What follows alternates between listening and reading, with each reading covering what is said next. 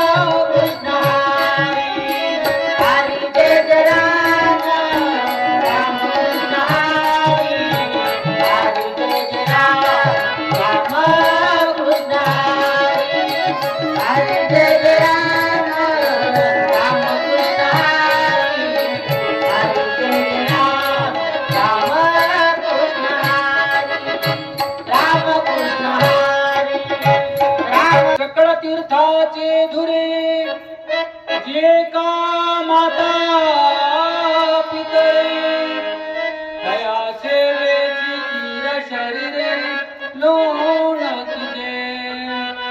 नमो विठ्ठला राजया पांडुरंगा नमो रुक्मिणी माऊली ज्ञानगंगा नमो पुंडलिका नमो चंद्रभागा नमस्कार माझा रुक्मिणी पांडुरंगा नमो ज्ञानेश्वरा नमो ज्ञानेश्वरा नमो ज्ञानेश्वरा नमो ज्ञानेश्वरा।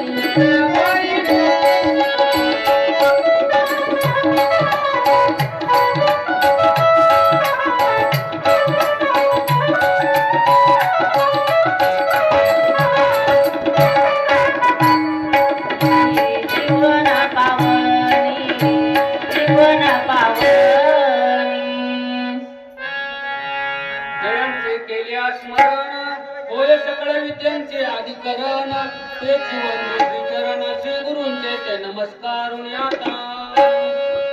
कोट पंढरीचा राजा आज वेळ झाला कोट पंढरीचा राजा आज वेळ झाला तवा वैष्णवांचा दर्शनाला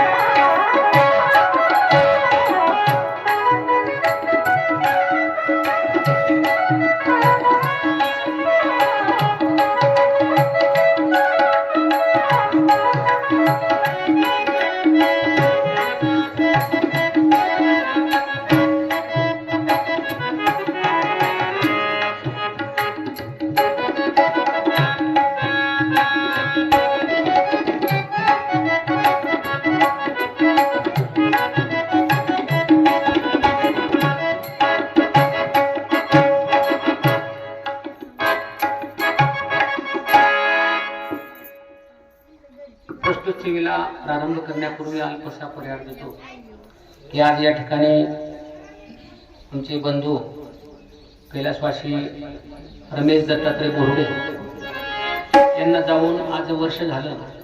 त्यांच्या जाण्यामुळं हा बोर्डे परिवार असेल, आपतेष्ट असतील, पाहुणे मंडळी असतील, माझ्या सगळ्या सर्वांना या ठिकाणी दुःख सागरात सर्वजण वर्षभर आपण राहिलो. त्यांच्या जाण्यामुळं सर्वांच्या डोळ्यामध्ये आसव ही तरळत होती आणि आजही सगळ्यांचे डोळे डबडबलेले आहेत त्यांच्या आठवणीने. आकस्मिक जाणं झालं आणि पाठीमागचा जो दुःखांकित परिवार, दुःख सागरामध्ये आपण या ठिकाणी आहोत. दुःखांकित परिवार जर म्हटलं तर वडील, आई, पत्नी, मुलं हे सर्वांना दुःख होणं साहजिक आहे. त्यांच्या पाठीमागचा परिवार, वडील श्री दत्तात्रय कृष्णा बोराडे, आई सौभाग्यवती जिजाबाई दत्तात्रय बोराडे मावशी, त्याचप्रमाणे पत्नी आहे गंगा भागीरथी विजया रमेश बोराडे, मुलगा श्री गणेश रमेश बोराडे, श्री किरण रमेश बोराडे, बहीण सौभाग्यवती रतनबाई दत्तात्रय भोर, गंगा भागीरथी हिराबाई पोपट टोंगे, सौभाग्यवती शालन भाऊसाहेब गावटे, सौभाग्यवती मंगल मच्छंद्र भोर, सुनबाई सौभाग्यवती कल्याणी गणेश बोराडे, त्याचप्रमाणे सौभाग्यवती शुभांगी किरण बोराडे, नात आहे कुमारी गौरांगी गणेश बोराडे, नातू कुमार देवांश किरण बोराडे. अशा प्रकारे समस्त बोराडे परिवार आणि या ठिकाणी आलेले सर्व आपतेष्ट पाहुणे मंडळी, आपण सर्वजण या ठिकाणी आज पुण्यस्मरण आहे आणि पुण्यस्मरणाच्या निमित्तानं आपण या ठिकाणी जमलेलो आहोत. पुण्यस्मरण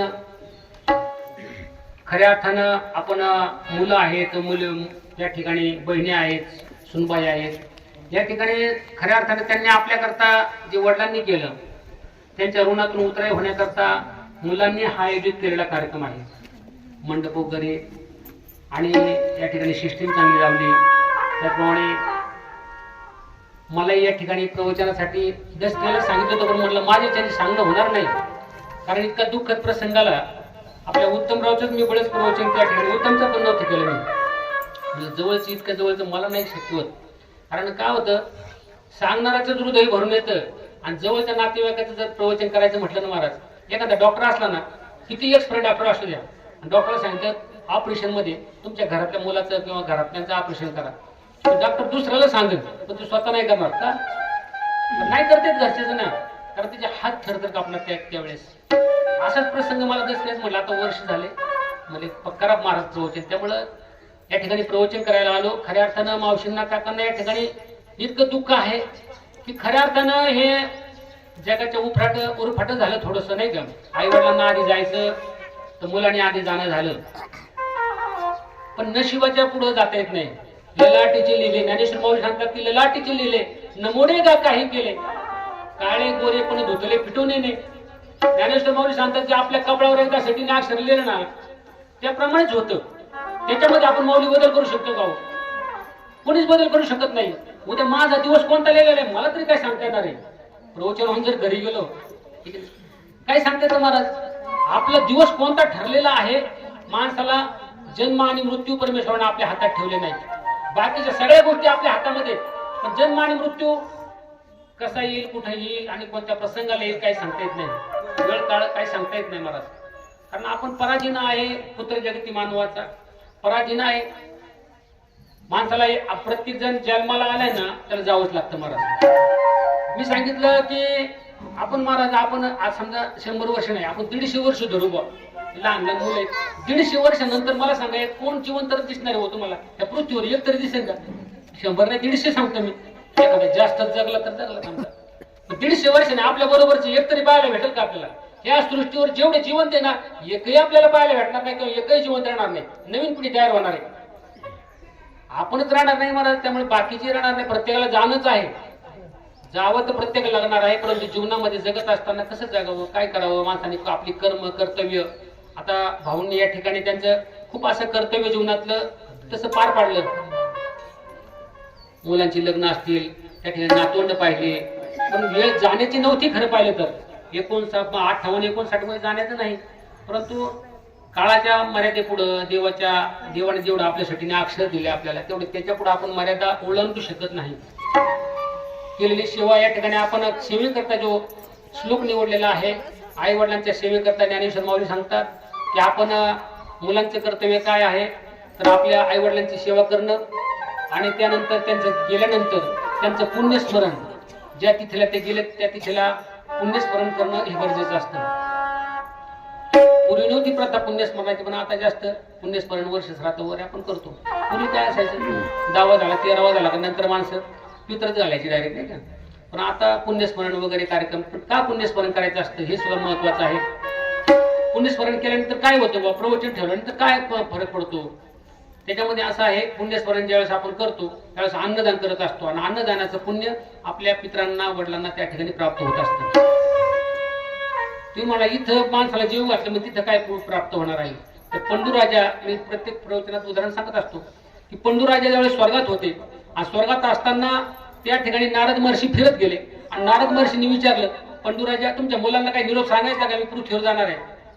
पंडूराजा म्हणाले, मी स्वर्गामध्ये आहे पण मला इथून नरक दिसतोय आणि त्या नरकाचं दर्शन होऊ नये याच्याकरता काय करा, माझ्या मुलांना काहीतरी पुण्यकर्म करा सांगा. इथं मला काही करता येणार नाही आता, त्यांनी जर पुण्य केलं तर मला तिथं काम येणार आहे. आता मला फक्त नरक दिसतोय, मी स्वर्गातच आहे पण मला नरक दिसतोय इथून.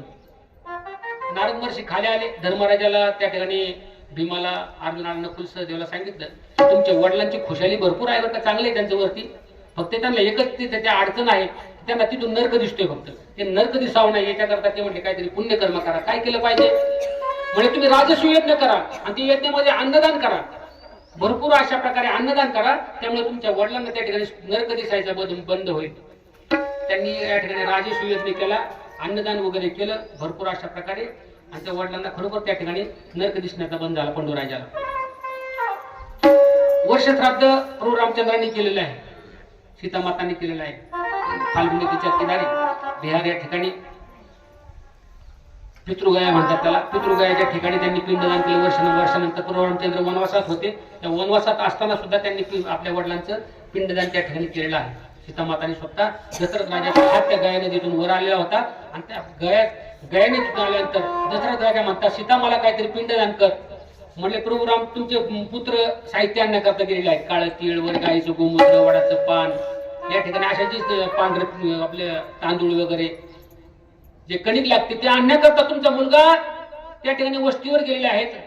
सीतामाता पिंड बनवतो बसल्या होत्या वाळूची.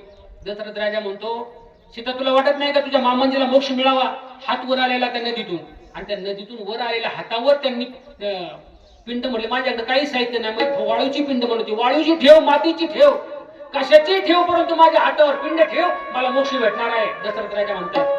सीतामाताने ती पिंड उचलली वाळूची हातावर ठेवली, हात नदीमध्ये गुप्त आला महाराज. त्यावेळेस प्रभू रामचंद्र आले, प्रभू रामचंद्रांनी सांगितलं चल सीता आपण या ठिकाणी पिंडदान करून घेऊ. तर म्हटले पिंडदान झालं. अहो म्हटले मी साहित्य आणायला गेलो होतो, पिंडदान झालंच कधी. ते म्हणले तुमच्या वडिलांचा हात नदीतून वर आला होता, त्यांनी मला पिंड ठेवायला सांगितलं, मी पिंड हातावर ठेवला, पिंडदान झालं. अशा प्रकारे सीतामातांना पिंडदान केलं नाही. प्रभू रामचंद्र म्हणायचे, सीता माता म्हणायच्या मी पिंडदान केलंय. म्हणजे याला पुरावा काय. त्या ठिकाणी नदीला विचारलं, नदी मातेला विचारलं, म्हणले पिंडदान तुमच्या मी केलंय की नाही. सीतामाताने अधिकार होता, त्या गया फाल्गुन नदीला विचारलं, फाल्गुन नदी त्या ठिकाणी नाही म्हटली, पिंडदान केलं नाही. नदी खोटं बोलली. सीतामाताने शाप दिला, ती म्हणले तुझं पाणी ना जमिनीवर वाहणार नाही, आता वाळूच्या खालून तिथं पाणी महाराज आणि त्या तुझ्या पाण्यामध्ये किडे पडतील. सीतामाताने शाप दिला, जमिनीच्या खालून पाणी वाहील आणि तुझ्या पाणी जर असं उतरून पाहिलं तर पाणी हातामध्ये घेतलं स्वच्छ दिसतं, पण ते पाणी थोड्या वेळ घेतलं हातामध्ये का त्याच्यामध्ये किडे वळवळताना दिसतात. पण सीतामाताने शाप दिला त्या पाण्याला सुद्धा. त्या ठिकाणी ब्राह्मण बुवाला विचारलं, ब्राह्मण बुवा मी पिंडदान केलंय की नाही आमच्या सांगा प्रभूंना. ब्राह्मण बुवाने नकारार्थी मान हलवली. ब्राह्मण बुवा म्हणजे नाही केलं पिंडदान, कारण मी दक्षिणा घेतली नाही आणि मी मंत्र म्हटलं नाही, पिंडदान केलंच नाही सीतामाताने. मग गाईला विचारलं, गोमाता तुमच्या पोटामध्ये 33 कोटी देव आहे, तुम्ही सांगा पिंडदान केलंय की नाही. गाय म्हणली ब्राह्मण नाही म्हणतो, नदी नाही म्हणते, मी तर कशाला आहे म्हणू हा म्हणू. त्या ठिकाणी नदीने सुद्धा गायीने सुद्धा नकारार्थी मान हलवली आणि शेपटाने म्हटले हा. तर गायला सुद्धा शाप दिला, म्हणजे तुझ्या तोंडाकडून कोणी दर्शन घेणार नाही. सीतामाता म्हणाल्या शेपटाने होकारात ती हलवलं शेपूट, परंतु तू खरं बोली नाहीस म्हणून तोंडाकडून गायचं दर्शन घेते का? नाही घेत. काहीच दर्शन तोंडाकडून कोणी घेत नाही, पाठीमागून शेपटाकडून घेतं. गाय खोटं बोलली. त्या ठिकाणी सीतामाता म्हणे कशाला खोटं बोलते? प्रभू रामचंद्र म्हणतात सांग पिंडदान करायचं का नाही? मग पिंडदान करण्याकरता म्हणजे पिंडदान तर झाले प्रभू. वडाला विचारलं, वडाचं झाड होतं, त्या वडाच्या झाडाला विचारलं सीतामाताने सांगा म्हणजे मी पिंडदान केलंय की नाही? त्यावेळेस वडा अख्खा हल्ला महाराज, सगळी पानं तुटून प्रभू रामचंद्राच्या सीतामातेच्या पायाजवळ पडली आणि होकारार्थी तो वड सगळा हल्ला. वड खरं बोलला म्हणून सीतामाताने त्याला आशीर्वाद दिला, तुला त्या ठिकाणी मरण येणार नाही. वडाला कधी मरण आहे का? इथं उगली का पारंबी टिकली का त्याला परत पारंबीला पारंबी. वडाला आपण फेऱ्या मारतो ना, कधी मारतो फेऱ्या? वड सावित्रीला. म्हणजे वड सावित्रीला इतकं पुण्य आणि पवित्र मानलं गेलं. त्या ठिकाणी पिंडदानाचं तुम्हाला सांगत होतो, त्या पिंडदानाला वडाचं पान, तुळशीचं, गायचं गोमूत्र, त्या ठिकाणी काळं तीळ वगैरे ब्राह्मण म्हणजे तुम्हाला सांगितलं असेल सगळे विधी. तो विधी आपण करायचा असतो आणि अन्नदान करायचं असतं. मग प्रवचन कशा करता बोय मला? प्रवचन कशा करता करायचं हे झालं बाकीचं. मग प्रवचन कशा करता करायचं की आपल्याकडून काही जर पूजेमध्ये काही चुका झाल्या असतील, ब्राह्मण म्हणून सांगितलं अक्षदा समर्पयामी, त्या अक्षदाला आपण फुलाला हात लावलेला आहे, आपल्या त्या ठिकाणी गंधालाच हात लागलेला असतो. म्हणजे आपल्याकडून न जाणतेपणे अजाणतेपणे काही चुका झालेल्या असतात, त्या दुरुस्त करण्याकरता रामकृष्ण नाम सर्वदोष हरण जडजीवतारण हरी एक. रामकृष्ण नामाने काय होतं? सर्व त्या ठिकाणी आपल्या ज्या चुका सगळ्या दुरुस्त होतात. म्हणून रामकृष्ण हरी या ठिकाणी प्रवचन करायचं असतं. तुका म्हणे कोटी कुळेती पुनीत आणि भावे गाता गीत विठोबाचे. प्रभूचं गीत या ठिकाणी गायलं, भजन वगैरे म्हटलं, देवाचं नामस्मरण सगळ्यांनी केलं, तर त्या ठिकाणी सर्व पापाचं हरण होतं. म्हणून प्रवचन करायचं असतं.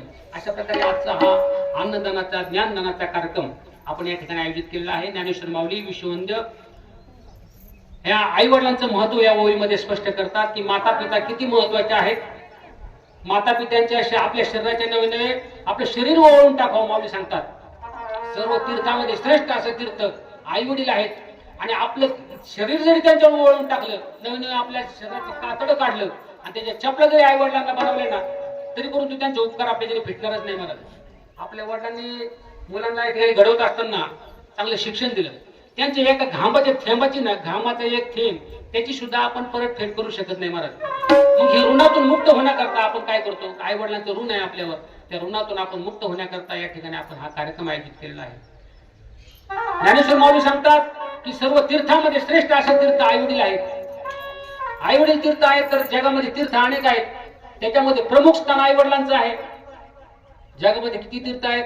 विकीर्ण तीर्थ आहे, नंदी तीर्थ आहे, त्या ठिकाणी हिरण्य संगम तीर्थ आहे, कपी तीर्थ आहे, 4 धाम आहेत, 12 ज्योतिर्लिंग आहेत. अंगावर जेवढे केस आहेत तेवढे तीर्थ जगामध्ये आहेत महाराज. एवढे तीर्थ जगामध्ये असताना सुद्धा ज्ञानेश्वर माऊलींनी सांगावं की आई वडील सगळ्यात श्रेष्ठ तीर्थ आहे. माता पित्याची जो करीन सेवा, माता पित्याची जो करीन सेवा, माता पित्याची जो करीन सेवा, माता पित्याची जो करीन सेवा, धन्य त्याचे पुण्य इहलोकी, धन्य त्याचे पुण्य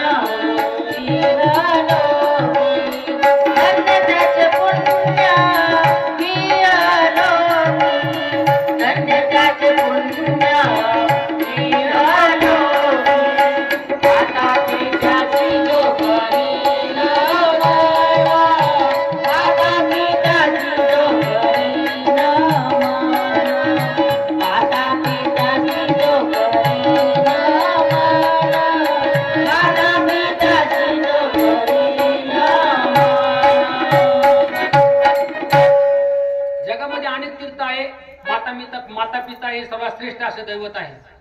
ज्ञानेश्वर माऊली सांगतात की सर्व तीर्थामध्ये श्रेष्ठ असे तीर्थ माता पिता आहेत.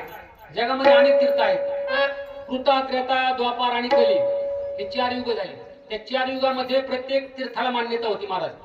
प्रत्येक वेळेस वेगवेगळं तीर्थ होतं. कृतयुगामध्ये कोणतं तीर्थ होतं? कृतीतू सर्व तीर्थांना, कृतयुगामध्ये सर्व तीर्थांना मान्यता होती. कुठल्याही तीर्थामध्ये जा, नमस्कार करा, ते तीर्थ आपल्याला फल द्यायचं महाराज. युग बदललं, तीर्थ बदललं.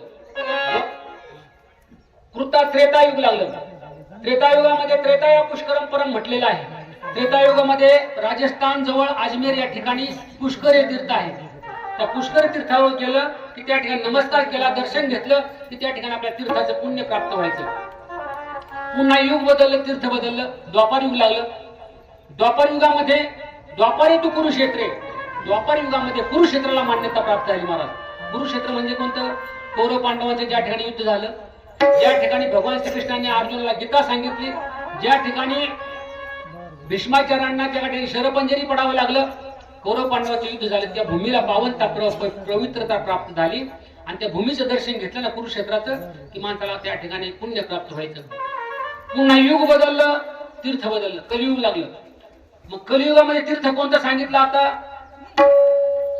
वाचे म्हणता गंगा गंगा, वाचे म्हणता गंगा गंगा,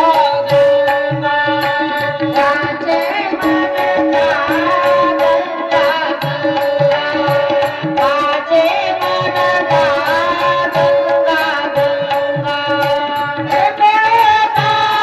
गंगा, साती गंगा, सृष्टी करता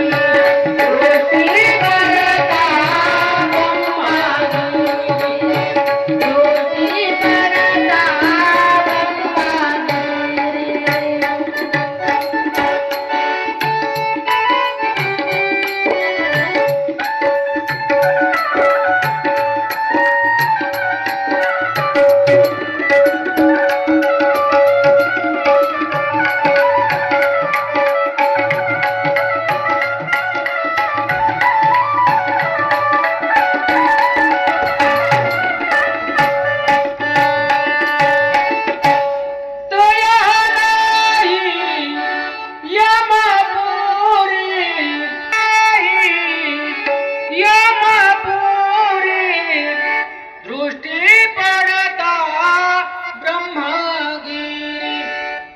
वाचे म्हणता गंगा गंगा. नुसतं गंगेला जा, गंगेवर स्नान केलं तर त्या ठिकाणी पाप नष्ट करण्याचं सामर्थ्य त्या गंगेमध्ये आहे. पण जरी आपण गंगेला नाही गेलो तर नुसतं तोंडाने जरी म्हटलं ना तर इथून सुद्धा आपली पाप या ठिकाणी गंगा माता नष्ट करते. एवढं की माऊली आम्हाला तीर्थ सांगा. ज्ञानेश्वर 750 वर्षापूर्वी ज्ञानेश्वर माऊलीने तीर्थ विचारलं. ज्ञानेश्वर माऊली आम्हाला असं तीर्थ सांगा की त्या तीर्थावर गेल्यानंतर आमचा त्या ठिकाणी मोक्ष प्राप्त होईल आम्हाला. ज्ञानेश्वर माऊली सांगितलं की हिमालयामध्ये जा, त्या ठिकाणी गेले ना तुम्हाला मोक्ष प्राप्त. हिमवंत दोष खाय, हिमालयामध्ये गेलं तर तुमचे दोष नष्ट होणार आहे. माऊली हिमालयामध्ये पण हिमवंत दोष काय, परी जीविताची हानी होय. पुढे जाऊन मारावं लागतं ना त्या ठिकाणी. तिथे इतकी थंडी असते, रक्त गोठवणारी थंडी. माऊली तिथं आमचे जाणे शक्य होणार नाही. माऊली आम्हाला सोपं तीर्थ सांगा. ज्ञानेश्वर माऊलीने सांगावं की मोक्ष देऊन उदार काशी होय तीर. तुम्हाला मोक्षच पाहिजे ना, मग काशीला जाऊन तिथं मारा. एखाद्याला वाटलंच ना आपला मृत्यू यावा, काशीमध्ये गेल्यानंतर तिथे ज्या ठिकाणी काशी क्षेत्रामध्ये जर मृत्यू आला तर जीवाला मोक्षच प्राप्त होतो. एकाला प्रवचन सांगितलं माऊली मी असं. रिटायर झाले होते, गुरुजी होते, ते गेले आपल्या काशीला. म्हणजे आपले पैसे घेऊन तिथे रूम घेऊन राहिले. म्हणजे महाराजांनी सांगितलं तर तिथंच आपला देह अवसान ठेवून देऊ. तिथे गेले, तिथे रूम वगैरे भाड्याने घेतली, तिथंच राहिले. आणि राहिल्यानंतर बरेच दिवस झाले. इकडून फोन आला, हॅलो बाबा म्हणजे नातवाचं लग्न आहे, तुम्ही 2 दिवस इकडे फक्त अक्षता टाकायला या. 6 महिने तिथे राहिले. म्हणजे अक्षता टाका परत जावा काशीला. आले बाबा इकडं. आल्यानंतर अक्षता टाकल्या वगैरे आणि बाबाला इकडेच अटॅक आला. 6 महिने राहिले तिथं काशीला आणि मरायला गावाला आले. काशीमध्ये मृत्यू होत असताना भगवान शंकर काय करतात, जीवाच्या कानामध्ये काय करतात, राम नामाचा मंत्र म्हणतात भगवान शंकर, आणि जीवाला मोक्ष प्राप्त होतो त्या ठिकाणी. पण काशीमध्ये मृत्यू येणं गरजेचं आहे. तिथं मृत्यू येणे सोपी गोष्ट नाही एवढी. काशीमध्ये मरण आलं पाहिजे. ज्ञानेश्वर माऊली पण आम्हाला सोपं सांगा ना काहीतरी. मरायचं नका सांगू, आम्हाला जगायचं सांगा. ज्ञानेश्वर माऊली म्हटले तुम्हाला सोपं तीर्थ सांगतो की शुचित्व शुचिगांग होय आणि पाप ताप हे जाईल. तुम्हाला गंगेमध्ये गेल्या बुडी मारली ना तुमचं सगळं पाप नष्ट होणार आहे. जर गंगेला तिथे मारा बुडी.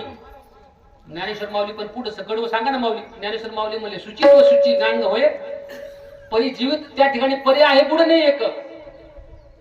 गंगेमध्ये जावं लागतं, पुढे जावं लागतं. तिथे बहुरे असतात, त्या ठिकाणी मरणाचा प्रसंग येऊ शकतो. गंगा तीर्थ आहे परंतु त्या ठिकाणी खूप मोठं पाण्याचं हे असतो, ओघ असतो. माऊली आम्हाला ते बुडायचं नका सांगू माऊली, आम्हाला सोपं सांगा तीर्थ आतून. ज्ञानेश्वर माऊली म्हटले तुम्हाला संत जर भेटले ना तर तुम्हाला मोक्षच प्राप्त आहे म्हटले. तुम्हाला संत भेट होईल का? संतांची भेट होईल का? म्हणले माऊली संत कुठे भेटणार? 10,000 15,000 20,000 50,000 दिले की महाराज कोणता येईल बा? नाही का? लाख रुपये दिले तर कोणता महाराज तुमच्याकडे येणार? पण संत नाही भेटू शकत तुम्हाला. संत कसे भेटणार? बहु अवघड आहे संत भेटी, परी जग जेठी करुणा केली. कारण अनंत पुण्य कोटानुकोटी रोकड्याला हे जे पाठवू वाटी तरी होय भेटी हरिप्रियाची. अनंत जन्माचं पुण्य पाहिजे तेव्हा संतांची भेटी होते. संतांची भेटी काय तशी होणार आहे का महाराज? नाही होऊ शकत. कारण संतांची भेटी फार दुर्लभ आहे, फार दुर्लभ आहे. मग ज्ञानेश्वर माऊली या ठिकाणी आम्हाला सोपं तीर्थ सांगावं माऊली आम्हाला. आता संत कुठं भेटणार या कलियुगामध्ये? आम्हाला संत होऊन गेले, निळोबराय वगैरे, तुकोबराय, माऊली, ज्ञानेश्वर माऊली वगैरे, नामदेव महाराज. आता संत कुठे भेटणार माऊली? भेटणार आपले संत? मग माऊली आम्हाला तीर्थ सोपं सांगा ना. तीर्थ असं तीर्थ सांगा की त्या तीर्थाने आम्हाला मोक्ष प्राप्त होईल, आम्हाला परमेश्वराची प्राप्ती होईल. ज्ञानेश्वर माऊलीने सांगावा तुमच्या घरामध्येच ती तीर्थ आहे. कोण तीर्थ आहे? तुमचे आई वडील. आई वडिलांचं दर्शन घ्या, सगळी तीर्थ तुम्हाला त्या ठिकाणी प्राप्त आहे आई वडिलांच्या चरणाजवळ. माय बाप केवळ काशी, माय बाप केवळ काशी, तेने न जावे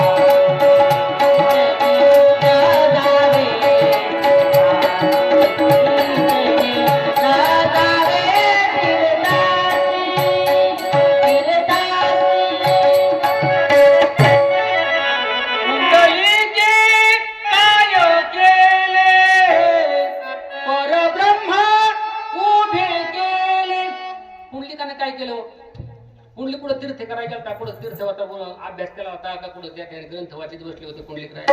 पुंडलिकराय लहान होते महाराज. पुंडलिकराय आईशिवाय त्याला करमायचेच नाही. आई आई आई आई सारखं आई आई करायचे. आईशिवाय जीवन गोड लागत नसायचं. पण ते पुंडलिकाचं आईपाने काय केलं? लग्न केलं. अक्षता त्या पिवळ्या करून त्याच्या डोक्यावर टाकले महाराज. आणि त्या अक्षताचा मार इतका लागतो काय सांगा महाराज. त्या अक्षताचा मार, अक्षता एकदा का डोक्याला लागल्या का मुलाचं डोकं बदलच. बरीच मुलं बदलतात महाराज, आणि शहरामध्ये तर बरीच बदलतात महाराज. अक्षता पडल्या की आई वडिलांना वृद्धाश्रमात टाकून देतात. आपल्या खेडेगावात नाही कोण टाकत, पण शहरा भागामध्ये बहुतेकांचे आई वडील वृद्धाश्रमातच असतात महाराज. आणि प्रवचन याच्याकरताच असतात. आई वडिलांची सेवा करावी, आई वडिलांना त्या ठिकाणी सांभाळावं याच्याकरता असतात. पुंडलिकाने तेच केलं. लग्न झालं, पुंडलिकराय बदलला. पुंडलिकराय म्हणायचं अगं माझे बाय कोण सारं तुझं ऐकू, अगं माझे बाईला सारं तुला वाहिले, तूच माझी देवीन मीच तुझा भोप्या. बायको जसं सांगन तसं ऐकायचा. अरे आई बापाला अपमानित करायचा, आई बापाला लाथाबुक्क्याने मारायचा, शिव्या द्यायचा. अरे बाळा पुंडलिका असं का करतोस? जाग आहे का बाहेर म्हणायचा निघून तुम्ही? बाबा पुंडलिकराय काशी येता दिंडी चालली होती पुंडलिका. अरे आम्ही काशीला जातो बाबा, काशीला गेल्यानंतर मोक्ष मिळतो म्हणतात. चालली दिंडी, आम्ही जाऊ का काशीला? बायकोने खुनवलं, अजिबात देऊ नका. नवरा पुंडलिकराय म्हणते तुम्हाला एक छदामाई मिळणार नाही, बरोबर भिक्षा मागा आणि काशी यात्रा करा. गटने घातला आईने आणि काशीला निघाले महाराज. काशीला निघाले असताना त्या ठिकाणी पुंडलिकाची बायको म्हणते आपण काशीला जाऊ ना, तुमचे आई वडील चालत म्हणले, आपले नोकर बरोबर आहे म्हणजे. नोकर कोण म्हणले? तुमचे आई बाप नाही का नोकर आपल्या बरोबर? चला म्हणले काशीला आपण पण जाऊ. निघले काशीला दिंडी बरोबर. हे पण निघल्याबरोबर त्या ठिकाणी काशीचा दिंडीला चाललेले बायको म्हणले माझे पाय खूप दुखायला लागले आता, मला नाही चालणं होत माझ्याने. लोक पुढे दिले, आता काय करायचं? पुंडलिकराय मला नो टेन्शन, तू काय काळजी करू नको, माझ्या खांद्यावर बस. पुंडलिकानं बायकोला घेतलं खांद्यावर. आई बाप पाठीमागे राहिले. तुमचे आई बाप तर पाठीमागे राहिले. अहो चला पटापटा, चला पटापटा. नाही म्हणले आम्हाला चालणं होत नाही रे पुंडलिका. दोरे घेतल्या, दोन्ही गळे अडकवले आई बापाच्या. आणि आणि वडीत चाललंय घेऊन बायकोला खांद्यावर, तुम्ही फोटो पाहिला असेल तर पुंडलिकाने बायकोला खांद्यावर घेतले, आई बापाला दोरी बांधले आणि चाललाय पुंडलिकराय वडीत ते काशी यात्रा करत. आई बापाच्या गळ्याला दोरी, हो हो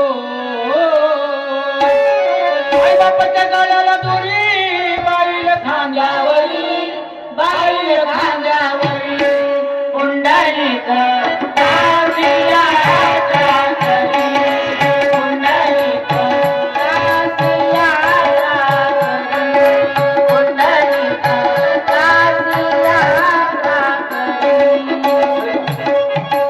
पुंडलिकायानं आई बापाला त्या दोरी बांधले आणि बायकोला खांद्यावर घेऊन काशीला निघालाय.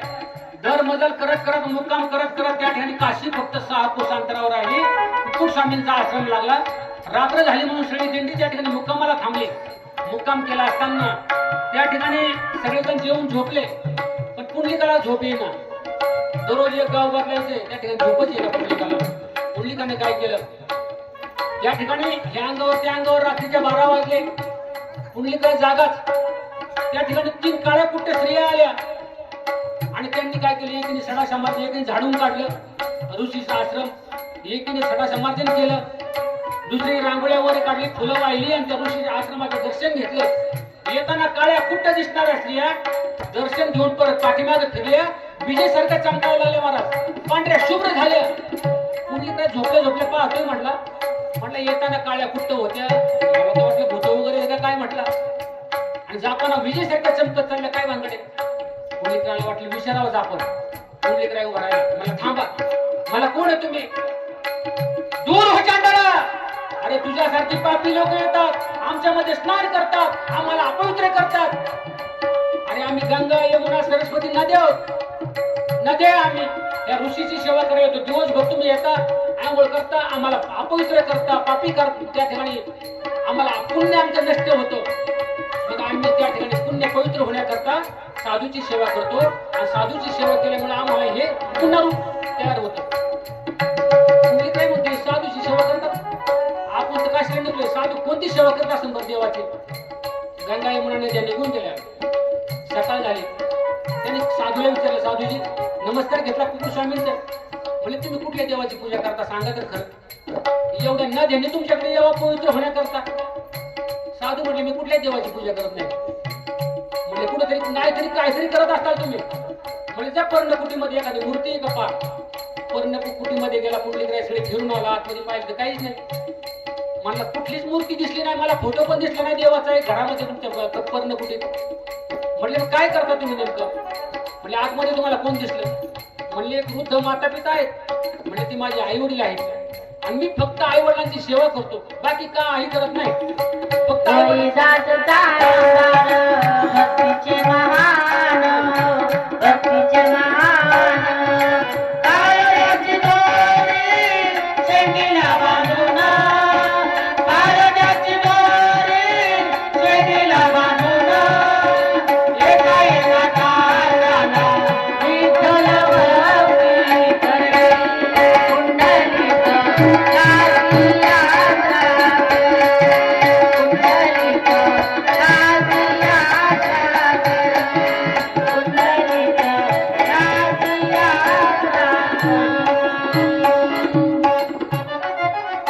पुंडलिकराय काशी यात्रा करतायत, त्या ठिकाणी त्यांनी सांगितलं आई वडिलांची सेवा करतो म्हणून मला एवढं भाग्य प्राप्त झालं असेल.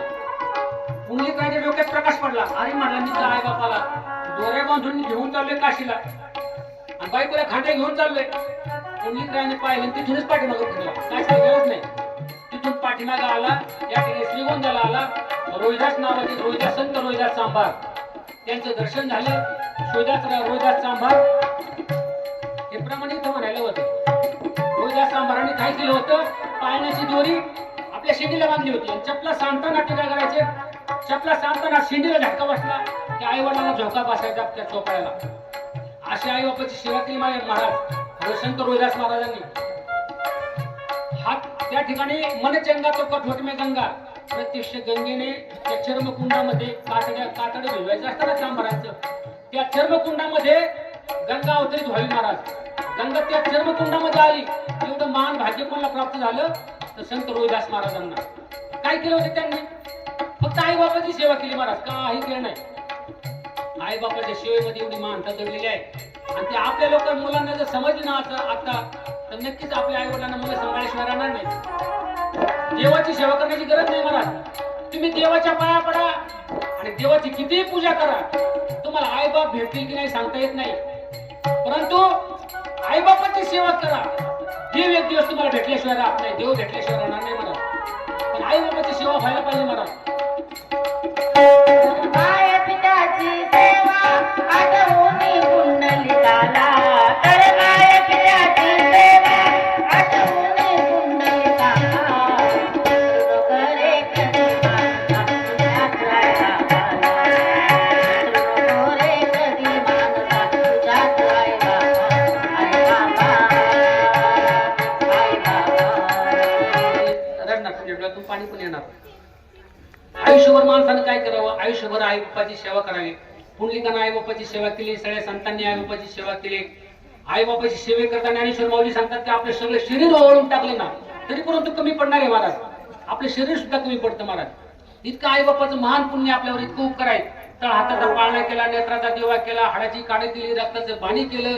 त्या ठिकाणी आपल्या इतकं काबड कष्ट त्यांच्या जीवनामध्ये त्यांनी सोसलं. आज तुम्हाला बंगला दिसतोय, परंतु पूर्वीची परिस्थिती काय असेल, पूर्वी किती कष्ट केलं असेल यांनी, मामाने काकाने मावशीने काकांनी वगैरे, ठीक आहे. यांनी सगळ्यांनी कष्ट केलं महाराज एवढं आयुष्य निर्माण होण्याकरता, एवढं समाज. विसरू नको रे आई बापाला जिजवली त्यांनी काया, काया झिजून धरली सुखाची माया वेड्या फिरणार नाही आई बापाची माया, फिरणार नाही तुला आई बापाची माया, फिरणार नाही तुला आई बापाची माया.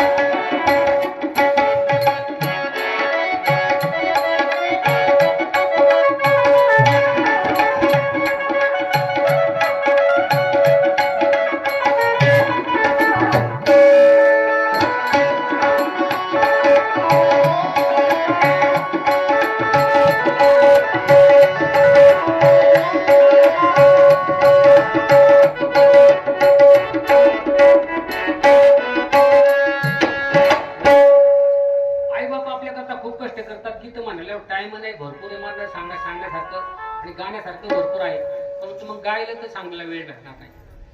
अशा प्रकारे आई बाप्पाची सेवा करत असताना आपलं शरीर ओळून टाकलं. त्याच्याकरता तुम्हाला उदाहरण सांगेल, थोडं रामायणामध्ये आपल्याला जावं लागेल. रामायणामध्ये गेल्याशिवाय आपल्याला आपलं शरीर कोणी कोणी ओळखून टाकलं ते आपल्या लक्षात येईल. महाराज आई बाप्पाच्या सेवेकरता मुलं काय करतात तर तुम्हाला थोडं रामायणामध्ये घेऊन जातो. पहा, जम्बूदीपे भरत खंडे आर्यावर ते भारत वर्ष एक नगरी है विख्यात अयोध्या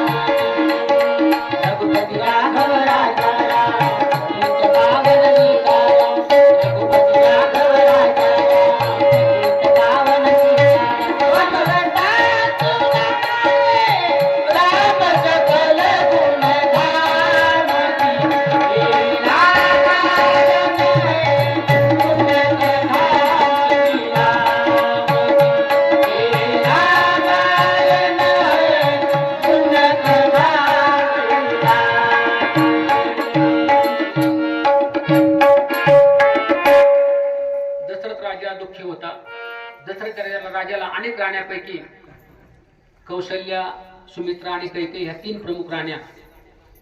सर्व वैभव असताना सुद्धा दशरथ राजा खूप दुःखी होता. दशरथ राजाला विचारलं दुःखाचे कारण. रडायचं जर असेल ना, आपल्याला दुःख खूप झालं ना, जगासमोर कधी रडत बसू नका. दशरथ राजाला खूप दुःख झालं, पण रडायचं कोणाजवळ, सांगायचं कोणाजवळ? आपण आपल्याला जर दुःख झालं ना, एक तर संतांना सांगा, नाही तर देवाला सांगा. ज्ञानेश्वर माऊलींच्या समाधीवर जावा, डोकं ठेवा ना, आपलं काय रडायची तेवढं ती रडा.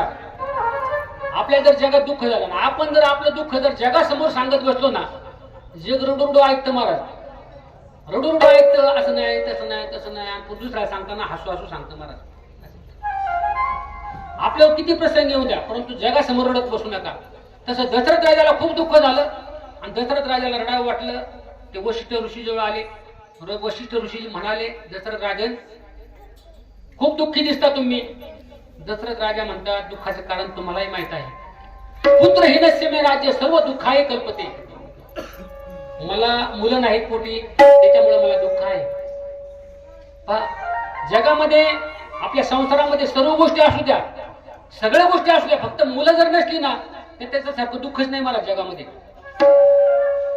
5 गोष्टी जगामध्ये तुझं सुख मिळण्याकरता, 5 गोष्टी, त्या गोष्टी जर नसतील ना माणूस सुखी राहू शकत नाही. तात्कालीन सुख सांगतोय, चिरंतन सुख नाही, तात्पुरतं सुख.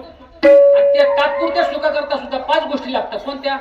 शरीर, त्या ठिकाणी सत्ता, संपत्ती, संतती आणि सोयरे धायरे, ह्या 5 गोष्टी लागतात महाराज. शरीर जर एखाद्याचं चांगलं नसेल ना, डायबिटीज असेल, त्या ठिकाणी शुगरनी, त्या ठिकाणी बीपीचा त्रास आहे, किंवा पॅरालिसिस झालेला आहे, किंवा आपल्या शरीराने हे खायचं नाही, ते खायचं नाही. डॉक्टर आता आमच्या आईला ते सांगितले, हे नाही खायचं, ते नाही खायचं, पॅरालिसिस झालाय, घरी झोपून आहे. किती दुःख. शरीर चांगलं नाही, सगळं बाकीचं सगळं चांगलं आहे, फक्त शरीर चांगलं नाही. शरीर चांगलं लागतं मला सुख भेटण्याकरता. बरं, माणसाचं एखादं शरीर चांगलं आहे, पण त्याच्याकडे त्या संपत्ती जर नसेल, तर पैसा अडका जर नसेल ना, तर त्याच्यासारखं दुःखी कोणीच नाही महाराज. गरीबी परिस्थिती मला विचार, गरीब असल्यानंतर किती गरिबीचं दुःख होतं महाराज. गरिबीच्या दुःखामध्ये दुःखासारखं दुःखच नाही. आमचे मामा वगैरे राळेगणला गावात असायचे, पण वडील वारले ना माझे, वडील वारल्यावर खूप तारांबळ झाली महाराज माझी.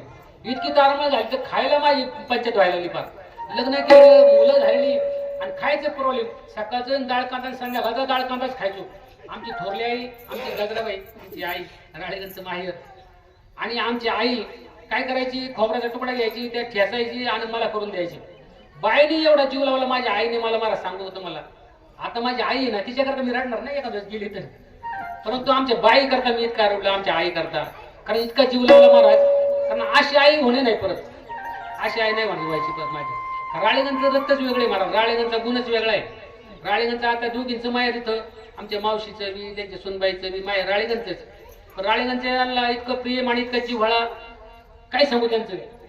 राळेगणचं सारखं दुःख जीवनामध्ये प्रेम कोणाला भेटणार नाही मला ते प्रेम भेटलं. आईने खूप जीव लावला. पुढे जाऊन तुम्हाला सांगेल. आमच्या मावशीचं, आजीच्या मावशीचं आणि आमच्या आईचं किती प्रेम असेल महाराज. बहिणी या दोघी सख्या, परंतु त्यांची आई लवकर वारली. ज्यावेळेस आमच्या मावशी झाल्या ना, त्यावेळेस त्यांच्या आई वारल्या. आणि वारल्यानंतर आता पाजायचं कोणी, लहान झालेली आमची जिजा मावशी, आणि मग आमच्या आईकडे आणलं तिथं अन्नपूरला आणल्यानंतर लेकराला कोण पाजायचं आई नसल्यानंतर. परंतु आमच्या आईला नेमकी आमची ताराबाई बहीण त्या झालेली होती, लहान होती. तर बहिणीने सख्या बहिणीला पाजलं महाराज. हे आमची जिजा मावशी दिसते ना मला, मावशीने सांगितलं मला. आता मला काही आठवते एवढं, मावशीने सांगितलं मला आईने, माझ्या बहिणीनेच पाजलं मला. एका स्तनाला लेकीला पाजलं आणि एका स्तनाला बहिणीला पाजलं. असं इतकं बहिणीचं प्रेम महाराज. आईचं प्रेम माझ्या होतं, तर आज तुला प्रेम तुम्हाला पुढे जाऊन सांगेल. दशरथ राजा दुःख, शरीर चांगलं नाही, गरिबीचं दुःख तुम्हाला सांगत होतं. गरिबीचं दुःख आहे. सुदामा ब्राह्मण दुःख दरिद्री पिढीला, मुष्टी पोहे घेऊन या त्याच्या भेटीला गेला. सुदामा सारखी गरिबी कुठलीच नाही महाराज. एवढी गरिबी, खाण्याची सुदामाला एक वेळ खायला सुद्धा काही नाही. देवाला प्रसाद ठेवायचं म्हणत एक अन्नाचा कण नाही. खरं सांगू का तुम्हाला एक गोष्ट महत्वाची सांगेल महाराज. आपल्या जर आपल्या बायकोचं प्रेम आपल्यावर किती जवळ काढलं असेल ना, बायकोचं प्रेम, तर तुम्हाला एका प्रसंगालाच बायको आपल्याला प्रेम किती कळेल बाबा. आपल्यावर ज्यावेळेस आपली तारांबळ होते ना, आपल्या गरिबीमध्ये आपल्याला बायकोचं प्रेम कळतं महाराज, आपल्यावर किती प्रेम आहे. एखाद्याला नवऱ्याचे प्रेम आपल्यावर किती हे जर तुम्हाला समजायचं असेल ना, तर बायकोने आजारी पडून पहा. आजारपणामध्ये, पत्नीच्या आजारपणामध्ये नवऱ्याचं प्रेम आपल्याला किती कळतं. आपला पाय बी फ्रॅक्चर झाला एखाद्या बाईचा, गोरख महाराज चांगले यांची पत्नीचा पाय फ्रॅक्चर झाला, करावं लागतं महाराज. बायकोची सेवा सुद्धा करावं लागते. नवऱ्याचं प्रेम त्याच वेळेस कळतं. भावाचं प्रेम कधी कळतं माहिती का? भावाचं प्रेम लग्न झाल्यावर कळतं. लग्न झाल्यानंतर त्या जर जोगी जावा जावा चांगल्या राहत असतील ना, तर खऱ्या अर्थाने भावाला सुद्धा एकत्र ठेवतात. जावा जावांचं प्रेम नाही जमलं ना, मग ते घर सुद्धा फुटतं महाराज. लग्नानंतर भावाचं प्रेम कळतं. आपल्या काका मावशी असेल, मामा असतील, यांचं प्रेम कधी कळतं? आपली आई गेल्यावर कळतं. आपल्या चुलत्यांचं प्रेम कधी कळतं माहितीये का? आपले सख्खी चुलते असू द्या, आपले वडील गेल्यानंतर चुलत्याचं प्रेम कळतं महाराज. चुलते आपल्याला किती प्रेम करतात, बांधा करतात, एवढा इकडे इकडे गेला का लगेच ती त्या ठिकाणी भांडायला उठतात. आपला बाप गेला ना आता निघून, मग त्या बांधा करतात, ते भांडण सुटतात. त्यावेळेस ती प्रेम कळतं महाराज. आणि समाजावरच आपलं प्रेम कधी कळतं माहितीये का? समाजाचं आपलं प्रेम आहे की नाही कधी कळतं? आपल्या परिस्थितीत कळतं महाराज. आपल्या परिस्थिती, आपल्या जर वेळी परिस्थिती आहे ना, त्यावेळेस समाजाचं प्रेम आपल्यावर कळतं. म्हणून जीवनामध्ये गरिबीचा प्रसंग कोणा येऊ नये. गरिबी असल्यानंतर त्या ठिकाणी गरिबीसारखं दुःख नाही. शरीर, सत्ता, संपत्ती, त्या ठिकाणी पुत्र नसेल, मुलं बाळ नसतील, संतती नसेल, तरी दुःखच आहे महाराज. दशरथ राजाचं उदाहरण आहे. दशरथ राजा म्हणतो मला मुलं नाही म्हणून दुःख आहे. सगळ्या जगात सगळ्यात श्रेष्ठ दुःख कोणतं? मुलं नाही ते दुःख मला आहे. आणि मग पुन्हा पुढचं दुःख कोणतं आहे? सोयरे झाले असणे सुद्धा सुखाचं लक्षण सांगितलेलं आहे. सोयरे जर नसतील ना, आता आपल्या दुःखाच्या प्रसंगाला सोयरे आपल्याला आल्यानंतर आपल्याला बरं वाटतं ना. आपण खूप मोठा बंगला बांधला, पण ते पाहिलंच कोणी नाही. खूप वावर आहे आपल्याकडे, पण ती जमीन दाखवायला कोणाला दाखवावं? ती जमीन म्हणजे आपलं ऐश्वर्य दाखवण्याकरता सोयरे लागतात महाराज. आपल्याकडे पाहुणे रावळे आले ना, सोयऱ्याला सांगतात हे आम्ही केलं, ते केलं, ते केलं. कोण कोणचं ऐकतो, कोण कोणचं पाहतो महाराज. सोयरे याच्या कपडे लागतात. दशरथ राजाने सांगितलं की मला दुःख आहे, मला मुलं नाहीत म्हणून. वशिष्ठजी म्हणाले तुला 4 मुलं होतील, पण तुला एक करावं लागेल. काय करावं लागेल? तुला पुत्र कामिष्ठी यज्ञ करावं लागेल, आणि तुझ्या हातून 3 प्राण्यांची शिकार, तुला हत्या होणार आहे तुझ्या 3 प्राण्यांची तुझ्या हातून, तरच तुला मुलं होणार आहे. मला पुत्र कामिष्ठी यज्ञ मी करील. दशरथ राजा म्हणतात अजून काय करावं लागेल? म्हटले 3 प्राण्यांची तुझ्या हत्या होणार आहे. म्हणजे आजच जातो आणि जंगलामध्ये 3 प्राणी मारतो मी हाताने. म्हणला माझ्या हातात 3 प्राण्यांची हत्या झाली म्हणजे मला त्या ठिकाणी पुत्र होईल म्हणताना. दशरथ राजा रात्र झाली, रात्रीचा समय आहे. दशरथ राजा जंगलाच्या दिशेने गेलेले आहेत. हातामध्ये त्या ठिकाणी शिकारीचे साहित्य घेतलंय आणि दशरथ राजा जंगलात सापडून नाही एक सुद्धा. मला 3 प्राणी मारायचे. मग त्या ठिकाणी दशरथ राजा फिरले. रात्र झाली, रात्रीचा प्रसंग. रात्रीच्या प्रसंगाला दशरथ राजाला वाटलं एक तळ दिसलं, सरोवर दिसलं. तुम्ही जेवढं बोलताना तेवढं जंगलामध्ये फिरले, त्याला शिकार सापडली नाही. रात्र झाली, त्यांनी एक तळ पाहिलं, सरोवर पाहिले आणि त्या सरोवराच्या काठावर त्यांना वाटलं जावं. त्या ठिकाणी पाणी प्यायला रात्रीची जनावर येतील, प्राणी येतील, आणि एखादा जनावर पाणी प्यायला आले का त्याला मारायचे, त्या ठिकाणी हत्या करायची त्यांची. अशा प्रकारे दशरथ राजा त्या ठिकाणी सरोवराच्या काठी एका झाड पाहिलं आणि त्या गर्द अशा झाडीमध्ये राहिली नाही महाराज. रात्र झाली आणि तुम्हाला सांगेल की त्या रात्रीच नेमकं श्रावणबाळ आपल्या आई वडिलांना घेऊन कावडीमध्ये बसून त्या ठिकाणी काशी यात्रा करण्याकरता श्रावणबाळ निघालेला आहे. श्रावणबाळ कोण तुम्हाला एकदा पटकन सांगेल. श्रावणबाळ पहिल्या जन्मामध्ये एक पक्षी होता, एक पिल्लू होतं. ते झाडावर पक्ष्यांनी कोठे केलं होतं आणि त्या जंगलाला वणवा लागला. जंगलाला वणवा लागल्यानंतर त्या ठिकाणी सर्व आगीमध्ये ते पिल्लू झाडावर होतं, ते कोट्यातून खाली पडलं. दुसऱ्याच जातीचे एक पक्षी उडत आकाशातून चालले होते. म्हणजे किती मोठा वणवा लागलाय. त्यांनी खाली डोकावलं त्या पक्ष्यांनी. अरे म्हटले इथं तरी पिल्लू म्हटले तडफडतंय. त्या दुसऱ्या पक्ष्यांनी पाहिलं ते पिल्लू तडफडतंय. म्हटले आपण वाचवायचं का? आपल्याला मुलगा नाही, काही नाही, मुलगी नाही आपल्याला, आपण ते पिल्लाला वाचवलं तर? म्हणजे कसं वाचवायचं? एवढ्या आगीच्या ज्वाळा चालल्यात. मग ती 2 पाखरं खाली उतरली आणि त्या पंखा खाली त्या पिल्लाला वाचवलं त्यांनी. स्वतः जळून गेले, मरून गेले, पण त्या पिल्लाला त्यांनी वाचवलं. पिल्लाला ज्यांनी वाचवलं ते पिल्लू पुढल्या जन्मामध्ये कोण झालं? ते पिल्लू पुढल्या जन्मामध्ये श्रावणबाळ झालं. आणि ते ज्यांनी प्राण दिला त्या पिल्ला करता ते त्याचे आई वडील झाले. पण पुढल्या जन्मामध्ये अंध झाले. त्याला जन्मापासून डोळे द्यायचे. आंधळे असे आई बाप श्रावणबाळाचे. त्या बापाचं नाव यज्ञदत्त आणि आईचं नाव शूद्री. अशा प्रकारे त्यांचं ते संगोपन. श्रावणबाळ झाल्यानंतर लहानाचा मोठा केला आणि मोठा केल्यानंतर एक दिवस आई म्हणते श्रावणारे लोक म्हणतात बाबा काशीला गेल्यानंतर मोक्ष प्राप्त होतो. आम्हाला जावं वाटते काशीला, पण काशी खूप लांब आहे इथून, आपल्याला कसं जायचं? कुठली श्रावणबाळ म्हणतो काशीला जायचं ना, चला उद्याच आपण काशीला निघू. श्रावणबाळी कावड केली. त्या कावडीमध्ये एका कावड्यामध्ये आईला बसवलं, एका कावडीमध्ये वडिलांना बसवलं आणि खांद्यावर कावड घ्यायचा आणि श्रावणबाळ पाय पाय घेऊन दरमजर करत काशीच्या दिशेने निघाला असताना मुक्काम दर मुक्काम करत करत रस्त्यामध्ये थांबले. रात्र झाली म्हणून जंगल लागलं, जंगलामध्ये थांबले. नेमकं जे ते जंगल होतं ज्या ठिकाणी दशरथ राजा बाण घेऊन बसलाय शिकार करण्याकरता. श्रावणबाळ त्या जंगलामध्ये मुक्कामाला थांबले. मुक्कामाला थांबल्यानंतर श्रावण दिवसभर दमला होता. दगडाला उसळ दिलं, त्या ठिकाणी झोपला. झोपल्यानंतर आई वडील दिवसभर त्या ठिकाणी त्यांना वाटलं खूप ताण लागली होती, संध्याकाळ झाली ताण लागली होती. पण कसं मागावं श्रावणाला दिवसभर बी लेकरू दमले, त्याला कसं पाणी मागावं. झोपा म्हणजे दोघांनी एकमेकाला सांगितलं, आपले खुणावलं दोघांनी, म्हणले झोपा आपण बी. झोपले दोघे जण, पण त्याला झोपे ना त्या माता पित्यांना.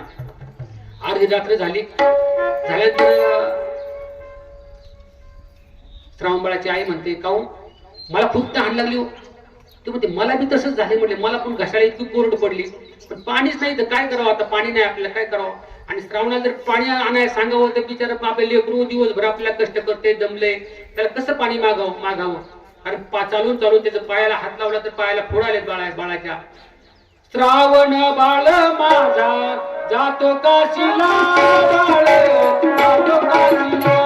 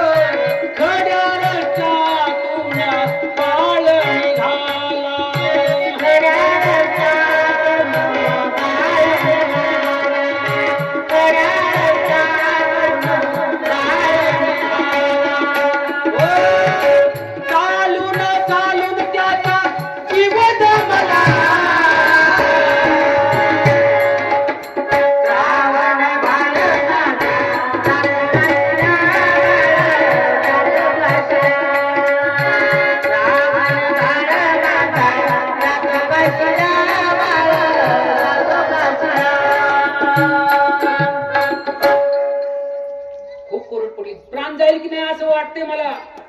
श्रावण अरे खूप ताण लागले रे बाळा मला. श्रावण तटी सुटला. आई बाबा तुम्हाला ताण लागली, कमोडून पाहिजे, कमोडून पाणी नाही. श्रावण बाळाने कमोडोलू घेतलं. आई बाबा मी आता पाणी घेऊन होतो तुम्हाला. मग श्रावणाने तो कमोडोलू घेतला आणि पाणी आणलं. बाळा जपून जा बरं, वाघाच्या सिंहाच्या डरकाळ्या ऐकू येतात बाळा, जरा जपून जा, लवकर ये बाळा पाणी घेऊन, खूप ताण लागली. श्रावण बाळ पाणी आणण्याकरता निघाला. पाणी जंगलात शोधतोय पाणी कुठं अंधारात कुठं पाणी दिसतंय हो महाराज, पुढं पाणी सापडे ना, पुढं पाणी सापडे ना. वाघाच्या डरकाळ्या ऐकू येत आहेत. आजही आपण जर पाहिलं तर वाघाच्या डरकाळ्या आपल्याला ऐकू यायला लागल्या नाही. बिबट्याची आपल्याला किती भीती दहशत राहिली महाराज. रानात जावा, आला बिबट्या का धरतो, मानाला पकडतोय. बिबट्याची किती भीती वाटते. एखादा लेकरू म्हणला तर नाही जात मी पाणी आणायला, तुम्हाला पाणी आणा जाऊन, मला तिकडे बिबट्याने पकडलं म्हणजे मग काय करू, असं एखादा मुलगा म्हणला असता. पण श्रावणबाळ तसं नाही म्हटला. महाराज पहा, आपल्या 2-3 वर्षापूर्वी देवाने एक चमत्कार दाखवला महाराज. काय दाखवला, आपण बैलाला मुसकी घालतो ना, देव म्हटला थांबा तुम्हालाच मुसकी घालतो. कोरोनाच्या काळात प्रत्येकाची तोंड आवळलेली, कोणी ओळखू येत नसायचं, काय नसायचं, कोण चाललाय समोरून काय कळत, तोंडच पॅक आवळलेली. पण देवाने आता काय केलं माहितीये का, नवीन प्रयोग चालू केला. आता खेळ्याचं पट्ट आले.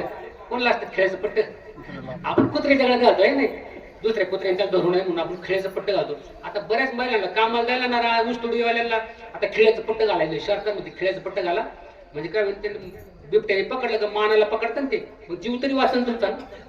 आता नवीन अलंकार आलाय महिलांना, आता काय दागदागिने घालायची काही गरज नाही राहिली. आता खेळाचं पट्ट देवाने दिलेलं ते मला. कारण सरकारचं कसं आहे, 5 लाख घ्या, माणूस मेला तर हरकत नाही, परंतु ते बिबट्या जगलं पाहिजे. इथंच आणून सोडायचं, इथं धरला का दुसऱ्या अन्नपूरला नेऊन सोडायचं. अन्नपूरला पकडला का ते पागळ म्हणजे जवळ सोडतात, ते लई लांब नाही सोडत महाराज. असे महाराज. श्रावणबाळ पाणी आणण्याकरता निघाला. त्या ठिकाणी ते पाणी पाहतोय, एक ठिकाणी चमकल्यासारखं त्याला भास झाला, दूरवर चमकलं, त्याला वाटलं इथं पाणी दिसते काय ते. मग जवळ गेला तर पाहिलं तर पाण्यात तळच होतं महाराज. काय तर आनंद झाला म्हटलं, माझ्या आई वडिलांना तहान लागली, मला पाणी सापडलं, एवढ्या मोठ्या जंगलात पाणी सापडलं. पळतच गेला पाण्याकडं आणि त्या ठिकाणी कमंडल होता, त्या पाण्यामध्ये बुडबुड अशा प्रकारे पटदिशी बुडाल्यानंतर अशा हवेने हवा वर निघाली, त्या आवाज झाला त्या कमंडल मधून बुडबुड अशा प्रकारे आवाज आला. आणि आवाज आल्याबरोबर दशरथ राजा टपूनच बसला होता त्या ठिकाणी. दशरथ राजाला वाटलं कधी एकदा का शिकार येते आणि कधी मी बाण मारतोय. त्या झाडामध्ये लपून बसलाय दशरथ राजा. नुसता आवाजाच्या दिशेने दशरथ राजाला कळायचं आणि आवाजाच्या दिशेने जरी बाण मारला तरी अचूक बाण लागायचा. असा शब्दविधी बाणामध्ये दशरथ राजा तरबेज होता. दशरथ राजाने आवाज ऐकला आणि त्या आवाजाच्या दिशेने बाण सोडून दिला. सोडल्याबरोबर आई ग आई बाबा म्हणून किंचाळला. त्या ठिकाणी श्रावण बाळ पाण्यामध्ये पडला महाराज. अर्ध कमंडल भरलं होतं, हातामध्ये कमंडल होतं. माझ्या आई वडिलांना पाणी घ्यायचे म्हणून कमंडल भरत होता. पाहिलं तर छातीमध्ये बाण घुसलेला. बाण एका हाताने उपसतोय, एका हाताने कमंडल धरतोय. माझ्या आई वडिलांना पाणी दिलं पाहिजे. त्या पाण्यामध्ये अर्धा पाण्यामध्ये पडलेला, अर्धा बाहेर पडलेला. कमंडल अर्ध भरलेलं, अर्ध सांडलेलं हातामध्ये. हाताने धरण्याचा प्रयत्न करतोय आणि एका हाताने बाण उपसण्याचा प्रयत्न करतोय श्रावण बाळ. आणि बाण उपसला, रक्ताची चिळकांडी त्यातून बाहेर पडली महाराज चोरडोह्यातून. आणि त्या ठिकाणी त्या सरोवराचा काठ लालेला होऊ लागला महाराज. श्रावण बाळ तसाच उठण्याचा प्रयत्न करतोय. माझ्या आईला ताण लागली, माझ्या बाबाला ताण लागली, मला बाण कुठून लागला. दशरथ राजाने ऐकलं, अरे आई बाबा हा प्राण्याचा आवाज नाही तर मनुष्य प्राण्याचा आवाज आहे. दशरथ राजा त्या ठिकाणी झाडावरून पट्टीशी उडी मारली, खाली आला आणि पळतच जवळ आला. दशरथ राजाने डोक्याला हात लावला, म्हटलं माझ्याकडून काय घोर अपराध होऊन बसला बाळा. आणि बाळा कोण तू बाळा. श्रावणाने त्या ठिकाणी दशरथ राजाकडे पाहिलं. तुम्ही कोण, तुम्ही कोण आहात पहिले मला सांगा. याला दशरथ राजा असं म्हणतात बाळा. अरे बाळा माझ्याकडून चुकून बाण लागला रे तुला. दशरथ राजा, अरे राजा तुमचं नाव खूप ऐकून होतो मी. अयोध्येचा राजा दशरथ. जर स्वर्गामध्ये इंद्राला जर त्या ठिकाणी लढाईमध्ये जर त्या ठिकाणी त्याला जर सैन्य सामुग्री पाहिजे असेल तर दशरथ राजा तू इंद्राला जाऊन मदत करायचा स्वर्गामध्ये जाऊन. इतकं तुमचं ऐश्वर मी नाव ऐकून होतो दशरथ राजा. किती मोठा राजा तू, खूप पराक्रम गाजवायचा राजा तू, असं नाव तुझं ऐकलं होतं राजा. पण आज किती मोठा पराक्रम केलास राजा. अरे एका आंधळ्या आई बापाचा मुलगा तू मारलास राजा. माझ्या आई बापाला आता पाणी कोण नेऊन देईल राजा. अरे राजा, दशरथ राजा विचारतात, अरे बाळा तू एवढ्या रात्रीचा आलाच कशाला होतास. त्या ठिकाणी श्रावण बाळ म्हणतो, मम म्हातारे माय बाप तान्हेले तरु खाली असतील बसले. कावड त्यांची घेऊन मी काशीला चाललो तीर्थयात्रेला. त्या ठिकाणी आणावया निर्मळ पाणी. त्या ठिकाणी मी पाणी आणण्याकरता या ठिकाणी आलो राजा. तुझा बाण माझ्या छातीमध्ये का मारलास राजा. तुम्हाला का मारला. तुझा काय अपराध केला होता राजा मी. काय अपराध केला राजा मी तुझा म्हणून तुम्हाला बाण मारलास राजा. अरे राजा माझ्या आई बापाला आता कोण पाणी नेऊन देईल राजा. अरे माझ्या आई बापाला जर पाणी नाही मिळालं ना, अरे टाचा घासून घासून रे मरतील माझे आई बाप. दशरथ राजा म्हणतो, बाळा बाळा श्रावण, अरे माझ्याकडून घोर अपराध घडला, घोर अपराध घडला, मला क्षमा कर बाळा मला. अरे राजा मी तुला क्षमा करेल रे राजा, मी तुला क्षमा करेल, परंतु माझे आई बाप तुला क्षमा करणार नाहीत राजा. अरे तू जर पाणी घेऊन त्यांना गेला तर बरं होईल राजा. दशरथ राजा म्हणतो, बाळा काळजी करू नकोस, मी तुझ्या आई वडिलांना पाणी घेऊन जातो, काळजी करू नको बाळा, तुला वाचवतो मी. नाही राजा आता मला नाही तू वाचू शकत, आता माझा प्राण काही क्षणामध्येच निघून जाईल राजा, पण माझ्या आई बापाला पाणी नेऊन दे राजा, पाणी नेऊन दे. असं म्हणून त्या ठिकाणी श्रावण बाळानं प्राण सोडला महाराज. दशरथ राजांच्या डोळ्यामध्ये आसवांचा पूर लोटला. अरे मला मुलगा व्हावा म्हणून मी या ठिकाणी प्राण्यांची हत्या करण्याकरता आलो आणि एक गरीब लेकरू मारलं, माझ्या हाताने मारले गेलं. किती मोठा अपराध घडला. दशरथ राजाने पाहिलं तर त्याचा हात एका हातामध्ये कमंडल होता, तो तसा धरलेला होता. अर्ध कमंडल पाण्यात सांडलं होतं आणि अर्ध त्या धरण्याचा प्रयत्न करत होता, तसंच पाण्यामध्ये होतं. दशरथ राजाने त्याची मूठ सोडली त्या कमंडलूची आणि ते अर्ध भरले, अर्ध पुन्हा भरून घेतलं आणि जड पावलानं तो जंगलामध्ये निघाला त्याचे आईबाप पुढे शोधायला. आईबापाच्या आधी मुलाने जाऊ नये. आजचा प्रसंग सुद्धा तसाच झाला ना महाराज.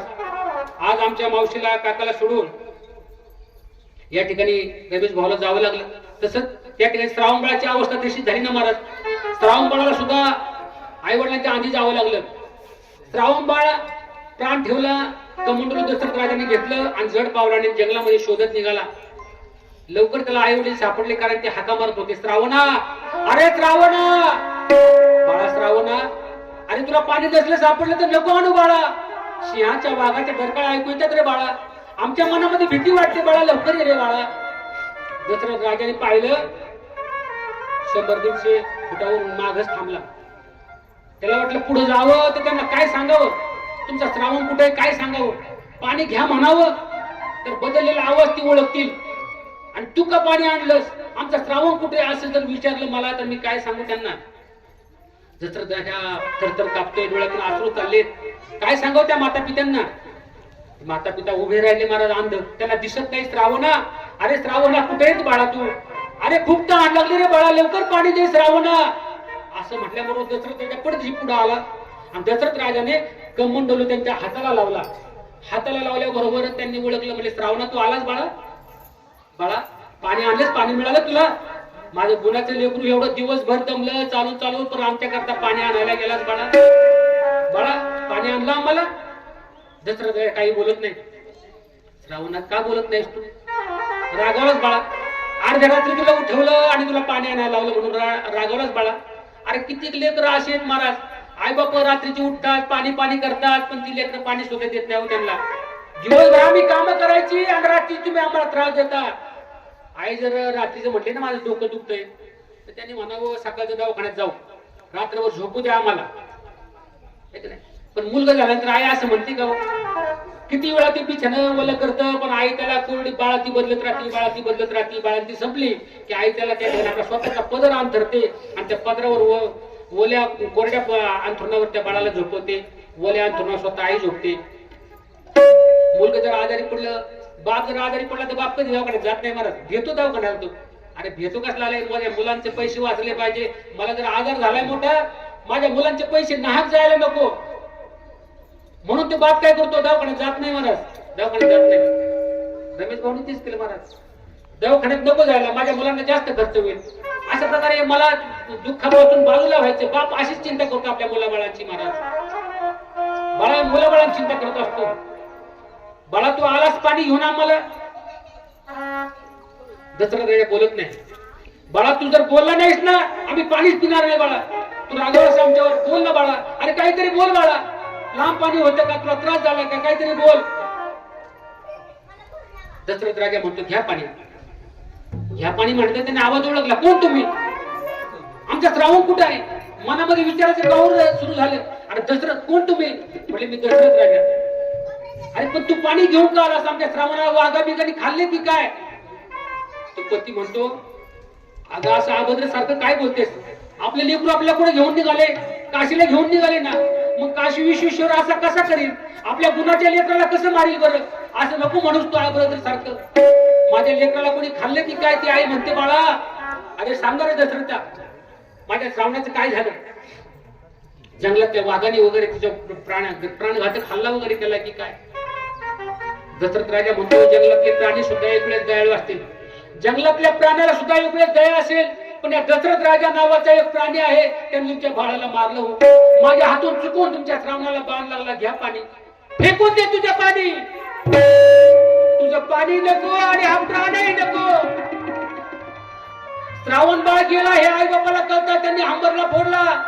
अरे श्रावणा, श्रावणा, अरे आम्हाला कसा सोडून गेलास बाळा ह्या जंगलामध्ये. बाळा अरे का सोडून गेलास. दशरथ राजा म्हणतो चुकून माझ्याकडून अपराध झाला, तुमच्या श्रावणाला बाण लागला हो.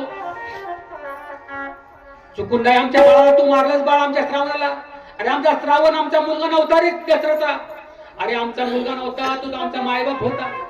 सकाळी उठल्यापासून आमच्या विधीला न्यायचा, आम्हाला आंघोळ घालायचा, आम्हाला खाऊ घालायचा. खरं पाहिलं तर लेकराला आईबाप त्या ठिकाणी आंघोळ घालतात, त्याला खाऊ पिऊ घालतात, पण आम्हाला डोळे नसल्यामुळं आमचं दुर्भाग्य, आमच्या लेकराला लहानपणापासून आमची सेवा केली. एवढा मोठा श्रावण झाला पण आमची सेवा करत राहिला. खूप सेवा केली आमच्या श्रावणानं, तो आमचा मायबाप होता. दशरथा अरे आमचा मायबाप तू आमच्यापासून हिरावून गेलास. अरे आमच्या आंधळ्याची काठी कशी नाही घेतलीस तू बाळा.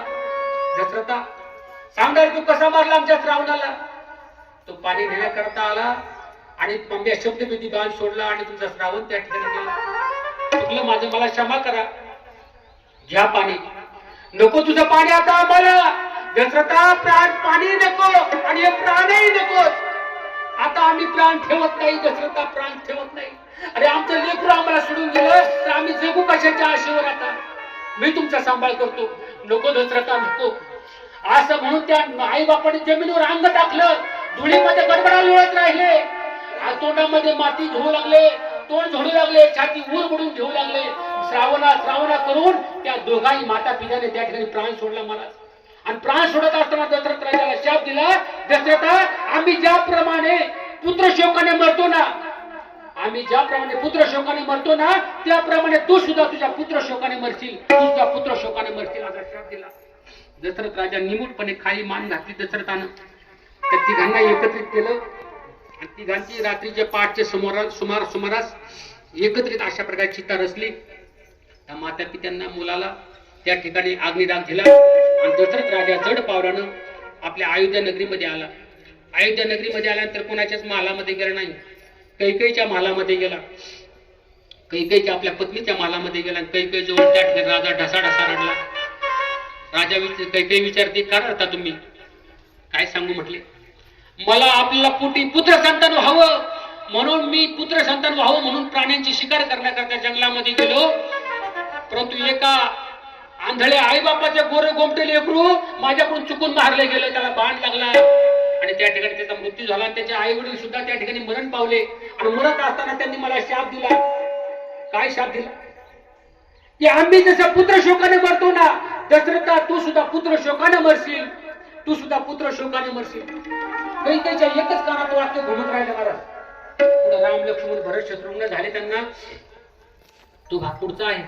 दशरथा, जसं आम्ही पुत्र शोकाने मरतो ना, तसं तू सुद्धा पुत्र शोकाने मरशील. तू सुद्धा पुत्र शोकाने मरशील. हे कोणाच्या कानामध्ये घुमायचं? फक्त कैकेयीच्या कानामध्ये ते शब्द यायचे. कैकेयी म्हणायची, माझं मुलगा एखादं जर गेलं वारलं तर माझी आमचे त्या ठिकाणी माझी मुलं जर माझ्या डोळ्यासमोर गेली, कारण आंधळ्या माय बापाचा शाप आहे आणि तो खरा होणार. राम लक्ष्मण भरत शत्रुघ्न याच्यात जर कोणी गेलं तर कसं व्हायचं माझं? कैकेयीला सारखी चिंता वाटायची, कारण त्या आई बापाचा शाप नक्की खरा होईल. त्यांची लग्न झाली महाराज. लग्न झाल्यानंतर गोष्टी त्या ठिकाणी दशरथ राजाने प्रभू रामचंद्राला राज्याभिषेक करायचे ठरवलं. राज्याभिषेक प्रसंग तुमच्या लक्षात आला. राज्याभिषेक प्रसंगाला आता राम गादीवर बसणार आहे. तर कैकेयीने काय केलं? कैकेयी म्हटली, माझा भरत त्या गादीवर बसला पाहिजे, 2 वर मला द्या. दशरथ राजाला वर मागून घेतले. भरताला गादीवर बसवा आणि रामाला वनवासात पाठवा. दशरथ राजा म्हणतो, अगं असं नको करूस. माझं हवं तर प्राण माग, पण माझ्या रामाला नको वनवासाला धाडू ग. कैकेयी, असं कसं निष्ठुर होशील तू? असं इतकं निष्ठुर का झालीस? नाही, काही नाही. तुमचं रघुकुल रीत सदा केली आई. तुम्ही म्हणता ना, प्राण जाय परी वचन न जाय. तुमची अशी रीत आहे ना की तुम्ही तुमचं वचन तुम्ही पाळणारे आहेत ना. मग मला वचन दिलं होतं स्वर्गामध्ये. काय दिलं होतं? की रथाचं चाक तुमचं तुटलं होतं आणि मी रथामध्ये हात घातला होता आणि तुमचा रथ मी पेलून धरला होता आणि तुम्हाला विजय मिळून दिला होता. आता कैकेयीच्या हातामध्ये एवढी ताकद कशी काय होती बुवा? रथाचं चाक तुटलं तरी तिने हात घातला होता. तुम्ही म्हणाले काय संभव? परम मित्र संभव. कसं काय कैकेयीच्या हातामध्ये एवढी शक्ती का होती बुवा नेमकी? तर तिने ऋषींची सेवा केली होती चातुर्मासामध्ये आई बापाचा असताना.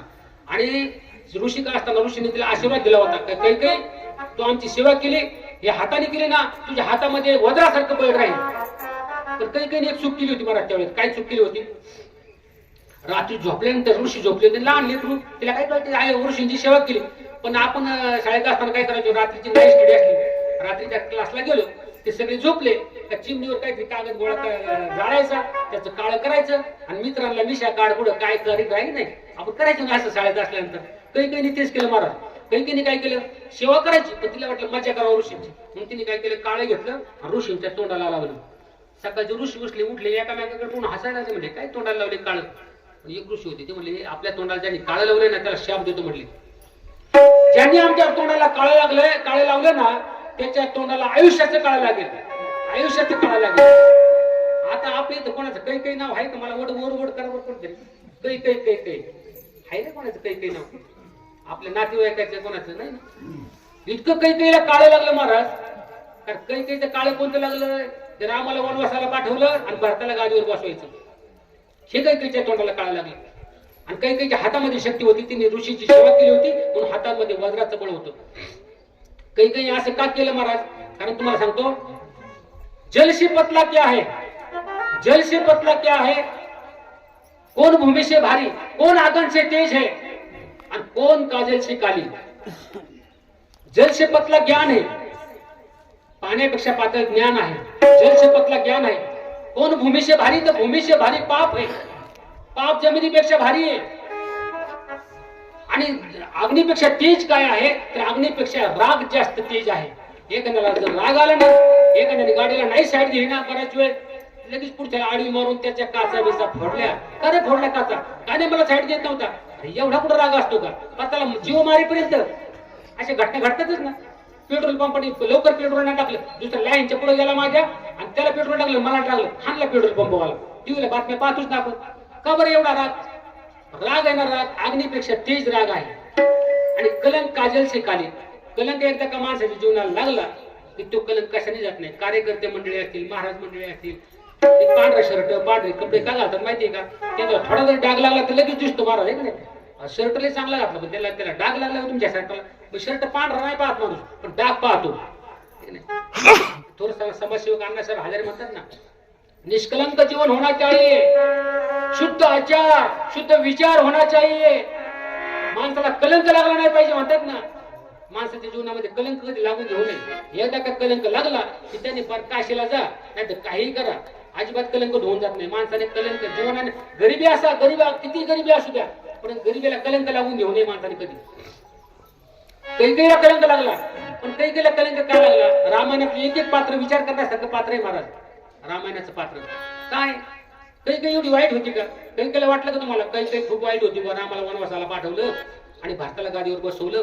त्या ठिकाणी दशरथ राजा बाप होता, राम राम करून प्राण सोडला. बापाचं प्रेम आपल्यावर किती असतं सांगू का? दशरथ राजाकडे जर पाहिलं ना तर बापाचं प्रेम कळतं महाराज. माझा राम पायी गेला, सगळे रथ का नाही नेला, माझा राम पायी गेला. माझ्या रामा, हे रामा नको रे जाऊ वनवासाला, रामा रामा म्हणून दशरथाने प्राण सोडला महाराज. असा असतो बाप. कौशल्य माता राम राम करून रडत राहिली अयोध्येमध्ये 14 वर्ष, पण ती जिवंत राहिली महाराज. आई जिवंत राहिली, पण बापाने प्राण सोडला. बापाचं प्रेम आपल्या मुलावर खूप असतं, पण नाही समजत मुलांना लवकर. बापाचं प्रेम खूप असतं. तसं कैकेयीने काय केलं? रामाला वनवासात का पाठवलं लक्षात आलं असेल तुमच्या आता. कारण आंधळ्या माता पित्यांचा शाप आहे की जर आम्ही जसं प्राण पुत्र करून मरतोय ना, आम्ही जसं पुत्र शोकाने मरतोय, तसं दशरथ राजा तू सुद्धा पुत्र शोकाने मरशील. कैकेयीने डोकं चालवलं, म्हणजे राम त्याचा आवडता आहे आणि रामाला जर वनवासाला जर पाठवलं तर पुत्राचा शोक दशरथाला होईल. आणि दशरथ पुत्र करून त्या ठिकाणी जरी दशरथ राजा जरी गेले त्या स्वर्गाला तरी चालेल, परंतु माझ्या सुना विधवा होता कामा नये, माझ्या सुनांचं कपाळ पांढरं होता कामा नये. हे कोणी विचार केला? कैकेयीने विचार केला. माझी मुलं चाही वाचली पाहिजे, माझं कपाळ पुसलं तरी चालेल, परंतु माझ्या सुनांचं कपाळ पुसता कामा नये. म्हणून त्या ठिकाणी रामाला वनवासाला पाठवलं आणि त्या ठिकाणी दशरथ राजाने प्राण सोडला महाराज. असा बाप असतो. बाप जीवनामध्ये आपल्या खूप कष्ट करतो, खूप एकटा सहन करतो. मुलं सुद्धा आपलं शरीर त्याच्या ओळख टाकणारी मुलं सुद्धा आहेत, परंतु बाप सुद्धा आपल्या मुलाकरता काय काय करतो मला सांगू का? 10 मिनिटात आपली सेवा संपून घेऊ महाराज, कारण उन्ह झालं आणि जास्त वेळ सेवा करणं बरोबर नाही. बाप आपल्या मुलावर किती प्रेम करतो. तर त्या ठिकाणी 6 मुलं कंसाने 6 मुलं आपटून मारली महाराज. आई बापा देखतात, ती वसुदेव देवकी देखतात. 6 मुलं आपटून मारली. 7वा मुलगा योग मायने पळवला. निदान माझा 8वा तरी मुलगा वाचला पाहिजे म्हणून त्या ठिकाणी देवकी मातेने आक्रोश केला. देवकी मातेचा आक्रोश सर्वांनी जगाने ऐकला, सर्व ग्रंथामध्ये लिहिला गेला. मुलं मारताना देवकी माता किती रडत होती, रडताना सर्वांनी ऐकला. ग्रंथकारांनी देवकीचं वर्णन केलं, किती आक्रोश देवकीचा मातेचा. पण त्या ठिकाणी वसुदेव माझा मुलगा वाचला पाहिजे म्हणून टुबलीमध्ये घातलं आणि त्या ठिकाणी उचललेला कमलापती, आईची बंधने गळती, अशा प्रकारे त्या ठिकाणी वसुदेवानं कृष्णाला डोक्यावर घेतलं आणि त्या ठिकाणी ज्यावेळेस बाहेर धो अशा प्रकारे पाऊस पडतोय, त्या पावसामधून घेऊन निघाला असताना यमुनेला भरपूर असा पूर आलेला. त्या पुरातून पलीकडे जात असताना नाका तोंडामध्ये पाणी गेलं वसुदेवाच्या. पण त्यांनी जीवाची पर्वा नाही केली. तर माझा कृष्ण वाचला पाहिजे, माझा कृष्ण वाचला पाहिजे म्हणून त्या ठिकाणी यमुनेच्या पलीकडे नेणारा, गोकुळामध्ये नेणारा वसुदेव एक बाप होता महाराज. वसुदेव एक बाप होता. अशा बापाला विसरून चालेल का महाराज? आपल्या मुलाकरता जीवाची सुद्धा पर्वा नाही करणारा बाप. आपल्या मुलांच्या मुंजी झाल्या पाहिजे. 750 वर्षापूर्वी आपण आळंदीला जातो, त्या ठिकाणी माऊलींच्या समाधीवर नतमस्तक होतो आणि त्या ठिकाणी माऊलीला काय दुधाचा काय, तुपाचा काय, त्या ठिकाणी दह्याचा काय, त्या ठिकाणी समाधीला अभिषेक होत असतो.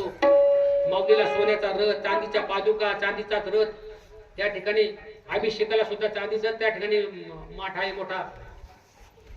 एवढं चांदीचं असताना त्या ठिकाणी आळंदीमध्ये ज्ञानेश्वर माऊलींना त्या 4 भावंडांना अक्षरशः त्यांना कोणा मध्ये घरी सुद्धा मिळू दिले नाही. फुटकं खापर लागत होते, ते खापर मिळू दिले नाही. विठ्ठलपंतांनी रुक्मिणीने काय विचार केला की आपली मुलांना या ठिकाणी संन्यासाची मुलं म्हणून हिनवलं जाते आळंदीमध्ये, त्याला समाजाने बहिष्कृत केलंय. समाजाने त्यांना समाजामध्ये घ्यावं म्हणून न्याय मागण्याकरता विठ्ठलपंत ज्यावेळेस आळंदीमध्ये धर्मसभेमध्ये गेले, त्यावेळेस धर्मसभेमध्ये सांगितलं की तुमच्या मुलांच्या जर मुंजी व्हावं वाटत असेल, तुमच्या मुलांना समाजात यावं वाटत असेल तर तुम्ही समाजातून बाहेर व्हा, ध्यान प्रायचित्त स्वीकारा. विठ्ठलपंत असे बाप होऊन गेले महाराज. आपल्या मुलांकरता ध्यान प्रायचित्त स्वीकारले, स्वतःचा देहाचा त्याग स्वीकारला, पण माझ्या मुलाबाळांच्या मुंजी झाल्या पाहिजे महाराज. असे आईबाप असतात. आईबाप आपल्या मुलाकरता कितीतरी करतात. आई आणि बाप ही 2 रथाची चाक आहे महाराज. रथाची 2 चाक आहे. एक जरी मोडून पडलं ना, एक त्या ठिकाणी नीट चालत नाही महाराज. आई आणि बाप आपल्या जीवनामध्ये 2 रथाची चाक आहेत आणि रथाची चाक दोन्ही शाबूत लागतात. कारण बापाचं महत्व सांगितलं तर आईला सुद्धा आईचं महत्व तेवढंच आहे ना. कारण मातृदेव म्हटले, पहिले आईचं महत्व सांगितले. ज्ञानेश्वर माऊली सुद्धा सांगतात सगळं तीर्थाचे धुरे जे का माता आणि मग पितरे म्हटलेलं आहे. मायबाप कसे असतात तुम्हाला सांगू का? ऐका दोस्तानो, आईबाप कसे असतात तुम्हाला सांगतो. ऐका दोस्तानो, माय बापाची कहाणी, बाप नारळी खोबर,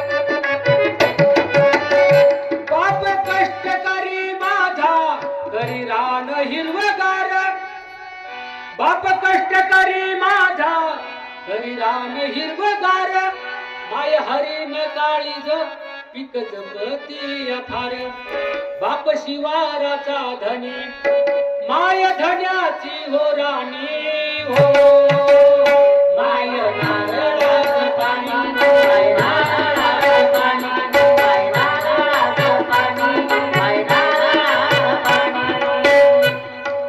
नवरा बायको एकदा झोपलेले होते आणि झोपले असताना त्यांनी मुलांकडे पाहिलं आणि पती आपल्या बायकोला विचारतो आपली मुलं कोणासारखी दिसतात ग? बायकोला प्रश्न विचारला कशा म्हणजे आपली मुलं कोणासारखी दिसतात? एकदा माय बापा मधी पैज अशी हो लागली, सांग कुणावानी बाळ हाय कुणाची सावली, तवा हसून माय म्हणे थोडी थोडी दोघावानी, माय नारळाचं पाणी, माय नारळाचं पाणी, माय नारळाचं पाणी, माय नारळाचं पाणी. थोडी थोडी दोघावानी हो, थोडी थोडी दोघासारखी दिसतात. काय सुंदर उत्तर दिलं. जीव लावती माय मन मायेच निराळ, बाप लपवितो डोळा जवा येतो याव गाळ, ओला मायेचा पदर पुसून डोळ्यातलं पाणी हो, माय नारळाचं पाणी, माय नारळाचं पाणी, माय नारळाचं पाणी, माय नारळाचं पाणी. अशा असतात मायबाप महाराज. आईबाप जोडी सारखे असतात जोडी. आणि आईबापाच्या जीवनामध्ये आईबाप आपल्यावर किती प्रेम करतात. एखादा बाप जर स्वर्गवासी झाला ना महाराज, स्वर्गवासी, तर बाप आपल्या लेकरावर जिवंत आहे तोपर्यंत प्रेम करतोच बरं का. तुम्हाला महत्वाचं सांगेल की जोपर्यंत जिवंत बाप आहे तोपर्यंत आपल्या मुलावर तो आतोनात असं प्रेम करतो, आपल्या जीवाची सुद्धा पर्वा करत नाही. स्वतःला भूक लागली तर तो स्वतः घास खात नाही. महाराज शिरूरला गेला ना, खूप भूक लागली बा, आता माझे लेकरं बाळ घरी उपाशी आहेत ना, मी जर एकट्याने खावं तर माझ्या लेकरं बाळांना स्वतः न्यायला पाहिजे ना. मग तो खाऊचा पुढा घरी घेऊन येतो, आपल्या मुलाबाळांना वाटतो, तेव्हा एक घास त्यातला खातो, बळ त्याला दिला तर. पण आपल्या दिवसभर काबड कष्ट करणारा बाप कोणाच्या लक्षात येत नाही. महाराज असा बाप असतो जिवंतपणे तो आपल्या मुलाबाळावर प्रेम करतो. पण स्वर्गात जरी गेला ना तरी आपली तिथून सुद्धा काळजी करतो महाराज बाप आपली. ती म्हणलं स्वर्गात गेल्यानंतर बाप आपली काळजी करतो. खरंच महाराज स्वर्गात गेल्यानंतर सुद्धा आपली बाप काळजी करतो. एखादा कैलासवासी झाला, एखादा स्वर्गवासी झाला, एखादा वैकुंठवासी जर झाला ना बाप, तर तो पृथ्वीवर परत येतो का? आपण कितीही रडलो, किती त्या बापा करता आता जीव काढला आपण, तर माझा बाप जीवनात मला परत दिसला पाहिजे, मला बाप माझा दिसलाच पाहिजे बुवा. आपण फोटोत पाहू, शूटिंग मध्ये पूर्वीचा शूटिंग वगैरे लग्नात काढले असतात त्यात पाहू आपण. पण प्रत्यक्ष आपण जर म्हटलं माझा बाप मला दिसलाच पाहिजे, दिसेल का आता आपला बाप? दिसू शकतो का? नाही दिसू शकत शंभर. पण कलियुगामध्ये एक चमत्कार झाला, तुम्हाला सांगतो. कलियुगामध्ये चमत्कार झाला. आणि वैकुंठवासी झालेला बाप, कैलासवासी झालेला बाप आपल्या मुली करता पुन्हा स्वर्गातून खाली आला, पुन्हा स्वर्गातून खाली आला. देऊळगावची तुम्हाला गोष्ट सांगेल. विश्ववंद्य महाराष्ट्र भूषण देऊळगावचे सुप्रसिद्ध साधू, वैराग्याचे मूर्तिमंत पुतळे असणारे जगद्गुरु तुकोबराय. ज्यावेळेस तुकोबरायांची 42 वर्ष फक्त तुकोबरायचे राहिले महाराज आपल्यामध्ये. किती वर्ष? फक्त 42 वर्ष राहिले. 42 वर्ष तुकोबराय राहिले आणि त्यांनी सांगितलं आपलं कार्य पूर्ण झालं. देवा मला तू कधी न्यायला येतोस? संतांना त्या ठिकाणी निरोप पाठवा. तुम्ही संकाधिक संत म्हणविता कृपावंत, एवढा करा उपकार, सांगा देवा नमस्कार. कारण देवा अरे मला न्यायला ये रे देवा. देवाला त्या ठिकाणी गरुडाची पायी ठेवी वेळोवेळा डोई, वेगे आणावा तो हारी, मज दिनाती उधारी. संत म्हणले पाय जर लक्ष्मीच्या हातात असले तर, पाय लक्ष्मीच्या हाती तिशी यावे काकुळती, वेगे आणावा तो हारी, मज दिनाती उधारी. कारण तुकोबराय म्हणले लक्ष्मीला सुद्धा विनंती करा. आणि लक्ष्मीने जर नाही त्या ठिकाणी आपल्या परवानगी दिली ना देवाला यायची, तर त्या ठिकाणी शेषाला तुका म्हणे शेषा जागे करा ऋषिकेशा. शेषाला विनंती करतात, हे शेष नारायणा मला देवाला पाठव रे माझ्याकडं. प्रत्यक्ष भगवंताने त्या ठिकाणी देऊळगावला यावं आणि त्या ठिकाणी तुकोबरायांना त्या ठिकाणी वैकुंठाला घेऊन जावं. आम्ही जातो तुम्ही कृपा द्यावी, आम्ही जातो तुम्ही कृपा असू द्यावी, आम्ही जातो कृपा असू द्यावी, आम्ही जातो तुम्ही कृपा असू द्यावी. सगळा सांगावे विनंती मानावी, सगळा सांगावे विनंती मानावी. वाढवेळ झाला तुला पांडुरंग, वाढवेळ झाला तुला पांडुरंग, वाढवेळ झाला तुला पांडुरंग, वाढवेळ झाला तुला पांडुरंग. प्रत्यक्ष पांडुरंग परमात्मा गरुडावर आले आणि तुकोबरायला म्हणले चला तुकोबराय आता आमच्या बरोबर वैकुंठाला. तुकोबराय वैकुंठाला निघाले. लोक म्हणले यायचे का बरोबर? तुकोबराय म्हटले आम्ही वैकुंठात चाललोय, यायचे का तुम्हाला कोणाला वैकुंठाला? लोक म्हणले नाही बा आम्हाला यायचं, आमची कामं पडली बरीच घरची, आम्हाला नाही वैकुंठाला यायला जमणार. मग तुकोबराय म्हणले नाही यायचं तुम्हाला वैकुंठाला. अरे सांगून दमलो, 4500 अभंग तुम्हाला सांगितले, पण लोकांनी नाही ऐकलं. तुकोबराय म्हणतात आम्हीच वैकुंठात चाललो आता. लोकांनी नाही ऐकलं त्या गाथेतलं, नाही ऐकलं तुकोबरायचं. लोक म्हणतात तुकोबराय आम्हाला काहीतरी आशीर्वाद द्या. लोक हुशार असतात बरं. तुकोबरायला म्हणले तुकोबराय तुम्ही वैकुंठात चालले ना, आम्हाला काहीतरी आशीर्वाद द्या. कर्म धर्म तुमचे असावे कल्याण, ह्या घ्या वचन सत्य माझे. तुकोबराय म्हणले कर्म धर्म जसं तुमचं आहे ना त्याप्रमाणे तुमचं चांगलं हो, जसं तुमचं कर्म त्याप्रमाणे तुम्हाला गती मिळो. अशा प्रकारे तुकोबराय त्या ठिकाणी त्यांना आशीर्वाद दिला आणि तुकोबराय वैकुंठाला गेले. महाराज वैकुंठाला गेले. संपूर्ण देऊळगाव दुःख सागरामध्ये लोटला गेला. त्यांची पत्नी आली जिजाई त्या ठिकाणी रडत होती. त्या मुलाला घेऊन आली त्या ठिकाणी रडत होती. जिजाई मला कसे सोडून गेलात, मला कसे सोडून गेलात. सगळा आक्रोश झाला. 4 दिवस त्यांनी काही खाल्लं नाही, अन्न पाणी नाही. सगळे लोक समजवण्याचा जिजाईला प्रयत्न करतात, मुलांकरता. एक मुलगा पोटामध्ये होता जिजाईच्या, नारायण महाराज. आक्रोश केला. महिनाभर झाला महाराज, महिनाभर बाहेर तुकाराम महाराज सगळ्या गावामध्ये शुकशुकाट. देवगावामध्ये तुकोबराय निघून गेले ना, सर्व लोकांना तुकोबरायची कीर्तन ऐकायची सवय झाली नाही आणि देवगाव तुकोबराय सोडून गेले. सर्व त्यांचे डोळे दबदबलेले, कारण जगद्गुरु तुकोबराय आता पुन्हा आपल्या परत दिसणार नाही, पुन्हा परत दिसणार नाही. सगळ्यांच्या डोळ्यामध्ये अश्रू होते महाराज. पण तुकोबरायांची मुलगी होती ना, मुलगी, त्या मुलीला कोणी सांगितलंच नव्हतं महाराज. ऐका बरं, तुकोबरायांची मुलगी येलवाडीला, इंद्रायणच्या पलीकडे येलवाडी गाव आहे, त्या येलवाडीमध्ये गाडे कुटुंब आहे. त्या गाडे कुटुंबामध्ये तुकाराम महाराजांची मुलगी भागीरथी, तिचं नाव त्या ठिकाणी दिलेली होती. तर भागीरथीला त्या ठिकाणी समजलंच नाही आपले वडील गेलेले, वैकुंठाला गेलेले, कोणी सांगितलं नाही. त्या ठिकाणी दररोज ती माळीनबाई यायची भाजी विकायला येलवाडीमध्ये. भाजी विकायला आल्यानंतर येलवाडीमध्ये जायची आणि तुकोबरायच्या मुलीला सांगायची, काय तुझ्या वडिलांनी कीर्तन केलं आज? आज म्हणजे काय माझ्या बापाने सांगितलं कीर्तनामध्ये, माझ्या वडिलांनी काय कीर्तनामध्ये सांगितलं, संपूर्ण कीर्तन त्या भाजीवाल्या माळीनबाईंनी तुकोबरायच्या मुलीला सांगावं. त्या मुलीने ऐकावं कीर्तन, माझ्या बाबांनी असे कीर्तन सांगितलं, असे कीर्तन सांगितलं. तिला खूप आनंद व्हायचा. पण एक महिना झाला ती माळीनबाई येलवाडीमध्ये गेलीच नाही महाराज, भाजी विकायला गेलीच नाही. तुकाराम महाराज गेले, त्या भाजीवालीला दुःख झालं होतं, त्या माळीनबाईला, ती येलवाडीमध्ये गेलीच नाही. आणि महिन्यानंतर तिला वाटलं ना पोटा पाण्याकरता गेलं पाहिजे, काहीतरी व्यवसाय केला पाहिजे, म्हणून ती भाजी घेऊन विकण्याकरता येलवाडीमध्ये गेली. भाजीवालीला पाहिल्याबरोबर भागीरथीला आनंद झाला. म्हणजे भाजीवाली बाई इकडे यायच्या, काही इकडे ना. आल्यानंतर म्हणजे सांगा ना, तुम्ही महिनाभर का नाही आल्या? महिनाभर नाही आल्या, काही माझ्या बाबांची कीर्तन नाही ऐकले का? तुम्ही आजारी होते का? तुमचं काही दुखलं होतं का? तिने भागीरथीकडे पायातच राहिली.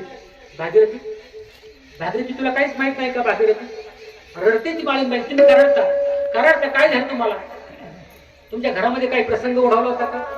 अगं भागीरथी, तुला काहीच माहित नाही.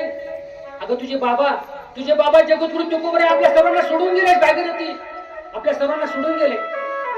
भागीरथीने बाबा सोडून दिले असं ऐकल्यानंतर भागीरथीच्या डोळ्यामध्ये आसमानचा पूर लोटला.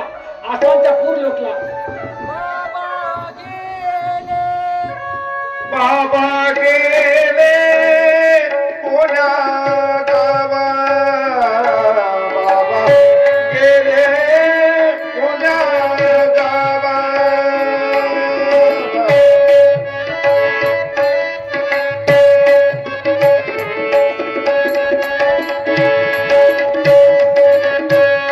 हे बाबा गेले पुण्या गावा, भागीरथी करी धावा, भागीरथी करी धावा. बाबा गेले पुण्या गावा, बाबा गेले पुण्या गावा.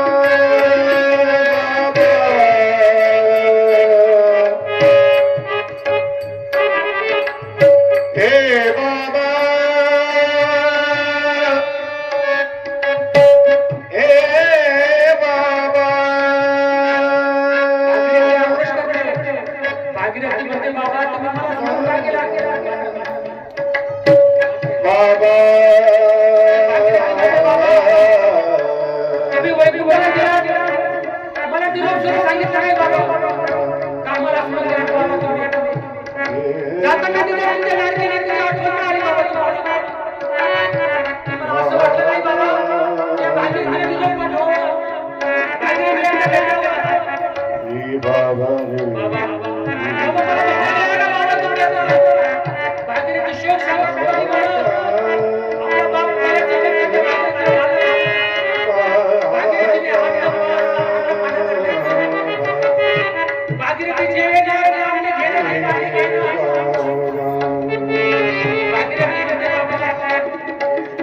यांना भेटायला मला. भागीरथी उपाशी राहिली, दार बंद करून घेतलं आणि भागीरथी आमने खायला पाणी पिलं. बरेच दिवस झाले भागीरथी राष्ट्रपती झाली. बाबा म्हणते, जगद्गुरु तुकोबराय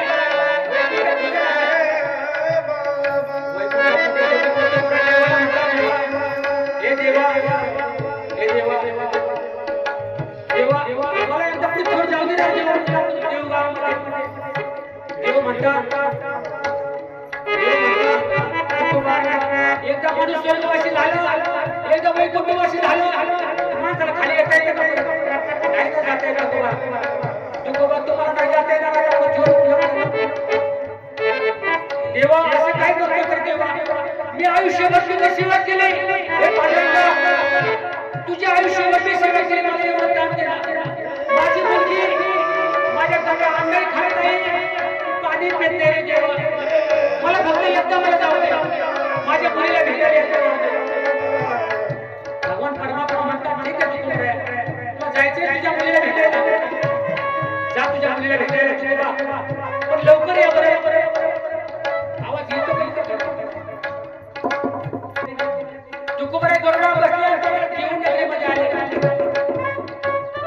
देऊ मध्ये आल्यानंतर त्या ठिकाणी जगद्गुरु तुकोबराय दुपारची वेळ झाली आणि तुकोबराय त्या ठिकाणी देऊ नगरीमध्ये आले आपल्या वेलवाडीमध्ये आले येलवाडीमध्ये आल्यानंतर त्यांनी भागीरथीच्या दारामध्ये गेले दारावर थाप दिली भागीरथी भागीरथी भागीरथी दार उघडलं का भागीरथी आपल्या बापाचा आवाज ऐकलं आणि त्या ठिकाणी अस्थिपंजर असं शरीर झालेलं भागीरथीने अंथरून धरलेलं भागीरथीच्या अंगामध्ये हजार हातीचं बळी यावं तसं भागीरथी तडकीशी उभी राहिली आणि दाराजवळ गेली माझ्या बाबांचा आवाज मला स्वप्न तर पडत नाही ना माझे बाबा आले म्हणून ती दार उघडलं समोर पाहते तर तुकोबराय समोर बापाला समोर पाहिलं आणि त्या मुलीने कपटाळलं बापाला मिठी मारली बाबा मला सर्वजण सांगतात की तुझे बाबा तुला सोडून गेले आता माझे बाप मला पुन्हा दिसणार नाही बाबा तुम्ही मला भेटायला आलात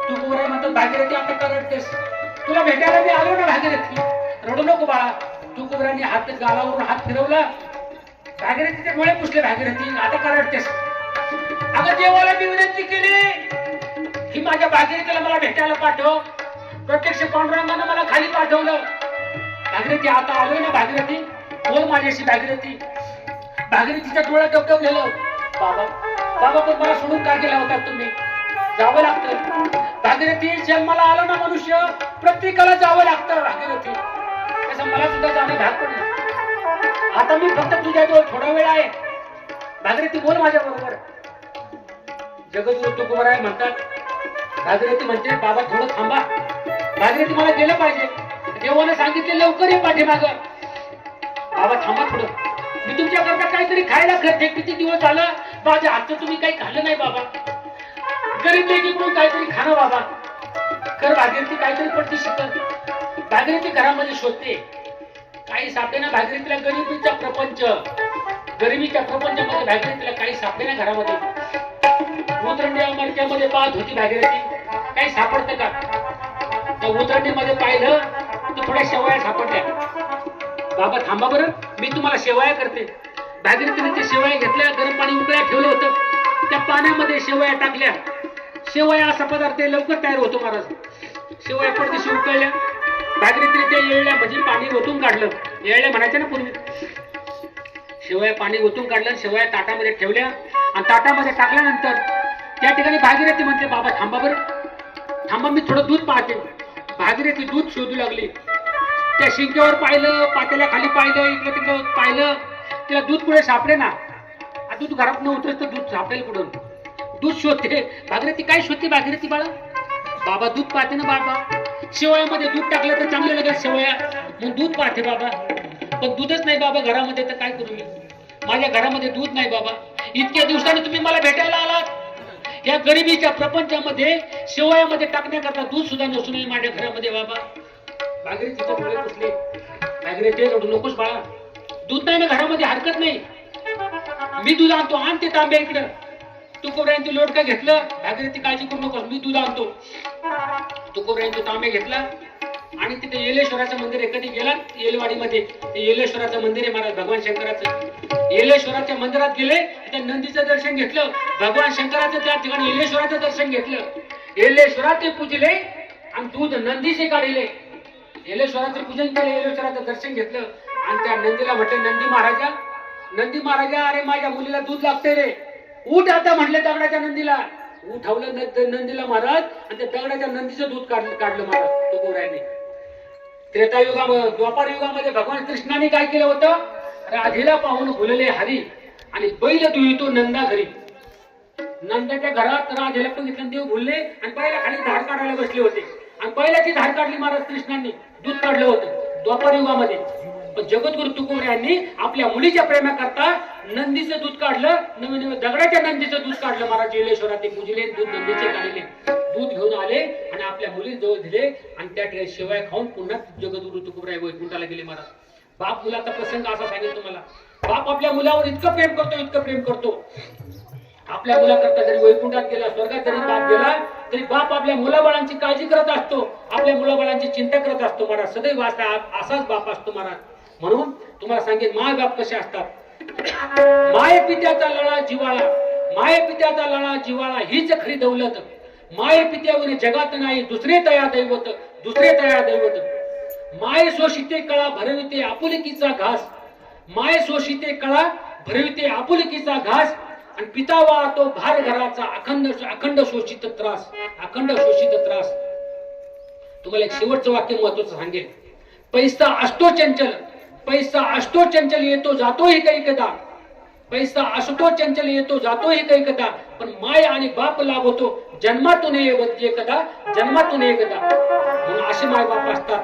म्हणून वो कौन सी चीज है वो दुनिया में नहीं मिलती, वो कौन सी चीज है वो दुनिया में नहीं मिलती. दुनिया में सब कुछ मिलता है लेकिन माँ बाप नहीं मिलती, माँ बाप नहीं मिलती. ज्याला हात नाही त्याला विचारा हाताची किंमत, ज्याला पाय नाही त्याला विचारा पायाची किंमत, ज्याला डोळे नाहीत त्याला विचारा ताई डोळ्याची किंमत, आणि ज्याला आई बाप नाहीत ना त्याला विचारा आई बापाची किंमत काय असते. एकदा बाप गेला तर बापाची किंमत कळते, आई गेली ना स्वर्गवास झाली ना मग आईची किंमत कळते. आई बाप गेल्याशिवाय नाही कळत महाराज माणसाला. जिवंतपणे जर आई बापाची किंमत माणसाला समजली असते तर वृद्धाश्रमामध्ये आई बापाला टाकलं नसतं महाराज. ज्यांनी एवढा मोठा बंगला बांधला त्या बापाला आपण गोठ्यामध्ये ठेवलं नसतं ना. किती लोकांच्या घरी जातो ना मी महाराज, आई बापाला पाहतो आई बाप कुठे ठेवलेत, मग त्याच्यावरून ते आई बापाचं प्रेम कळतं. माझ्या आईला 4 वर्ष झालं महाराज पॅरलेस झालेला आहे. 4 वर्ष आई जागेवर अंथरून धरलंय, पण मी स्वतः आईची सेवा करतो, आईला आंघोळ घालतो, आईला ते बेड त्या आईचे चेंज करणार, आईला गोळ्या देणार, नाश्ता देणार आणि मगच मी घराच्या बाहेर पडतो. माझी पत्नी पण मी तिला नाही करू देत, कारण माझं पुण्य मी तिला का मिळू देऊ. मला जीवनामध्ये हेच पुण्य भेटणार आहे. मी पंढरपूरला आनंदीला किती वाऱ्या केल्या तरी मला ते पुण्य प्राप्त होणार नाही जे आईची सेवा केल्यावर मिळणार आहे. बापाची सेवा, आमच्या थोरल्या आईची सेवा मला नाही करता आली जास्त. आता हाय त्या आईची सेवा केली पाहिजे ना महाराज. महाराज 22 तास, महाराज 2 तास तुम्हाला काय सांगतो, महाराज 2 तास तुम्हाला काय सांगतो महाराज हे नका बघू मला. महाराज मला सांगायचे महाराज 2 तास प्रवचनामध्ये तुम्हाला काय लेक्चर देतो हे कधीच बघू नका. महाराज 22 तास घरी काय करतो ना हे पहिलं बघा. किती महाराज लोक तुम्हाला सांगेल महाराज आई बापाची प्रवचन रडू करतात पण आई बापाशी बोलत देखील नाही. महाराज तुम्हाला उदाहरण देखील सांगेल. अशी महाराज लोक आहेत की रडू प्रवचन करतात पण आई बापाला सांभाळत नाही, अशी महाराज आहेत. आळंदीच्या पंढरीच्या वाऱ्या करतात पण आई बाबा काय उपयोग तुमचा, तुम्ही काय लोकांना प्रवचन सांगता, काय कीर्तन करता, ठीक नाही.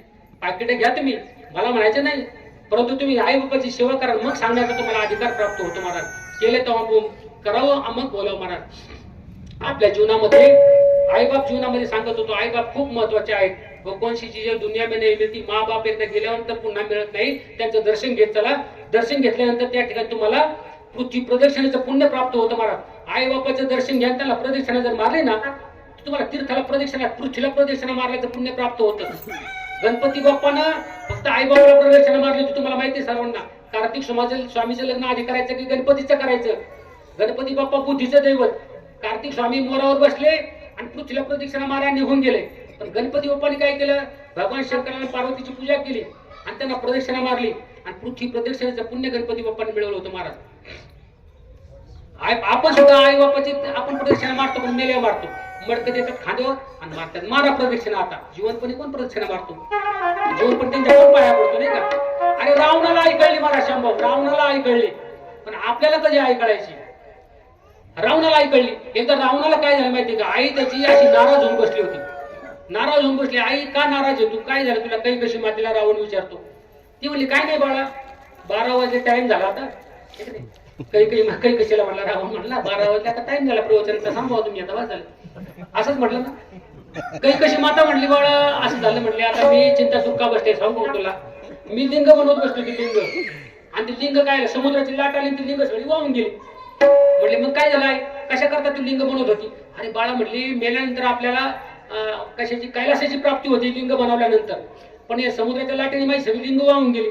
रावण मला काय काळजी करते आई, तुझ्या करता कैलासच पाहिजे ना, मेल्यानंतर कशाला, आणि आताच कैलास पर्वत घेऊन होतो म्हटला मी. निघला रावण तिथून. रावण शक्ती किती होती रावणाकडं, रावणाने त्या ठिकाणी कैलास पर्वत हलवला महाराज. 20 हात रावणाला, 10 डोकी म्हणल्यानंतर हात किती 20. शेंडे सरशी पाहिजे मारण्याची गणिताच्या तासाला रट्ट खायचो मी, गणितीचे नसायचं महाराज. श्याम भाऊ असायचे आमच्या वर्गात. काय करावं भाऊ, इतकं सर पहिले मारायचे काय त्या मारण्याला, ते मारल्यानंतर सगळं विसरून जायचं, परत विसरून जायचं. रावणाला 10 डोकी म्हणल्यानंतर 20 हात आहे की नाही, सोपं गणित. रावणाला 20 हात म्हणजे 20 हातांनी त्यांनी काय केलं, परत उचलण्याचा प्रयत्न केला. उचलतोय सगळं कैलास पर्वत असं हालायला लागला महाराज. हालत असताना त्या ठिकाणी सगळे शिववन घाबरले, नंदी घाबरला, पार्वती माता त्या ठिकाणी घाबरल्या. अरे राक्षस पर्वत उचलतोय कोणतरी, म्हणजे राक्षस भगवान शंकर ध्यान असतं, भजन करी महादेव, रामपूजी सदाशिव. भगवान शंकर राम राम त्या नामामध्ये दंग. त्या ठिकाणी समाधी त्यांची उठली आणि भगवान शंकर पाहतात कैलास कोण हलवतोय. खाली पाहिलं, राक्षस उचलतोय का, त्यांनी एक हात दाबला फक्त खाली. हात दाबल्यावर कैलास पर्वत तसा खाली दाबला गेला महाराज. खाली दाबल्यावर रावणाचं काय झालं असं महाराज, आपण गोटी उचलतो ना मारुतीची, अशी गोटी छातीने लोटली ना पुढं, ती हाताखाली घेतो मग उचलतो आहे ना हळूहळू. मी एकदा उचलायचा प्रयत्न केला महाराज, जा बोट गुतली खाली, त्या गोटी खाली बोट निघा ना, बोंबल्याची बारी आला, त्या गोटी कुठं काढायचं, बोड बोड बोडून काढली, गाडी कातडीच गेली बोटाची. आता रावणाने कशी गोटी काढली असेल महाराज. रावण हुशार होता महाराज. रावणाची भक्तीसारखी आपली भक्तीच नाही. आईची सेवा रावणानेच करावी महाराज. आई करता कैलास पर्वत आणायला गेला आणि ती हात गुतली त्याची पर्वताखाली. रावणाने डोकं चालवलं. रावणाने काय केलं, शिवतांडव स्तोत्र म्हणायला सुरुवात केली.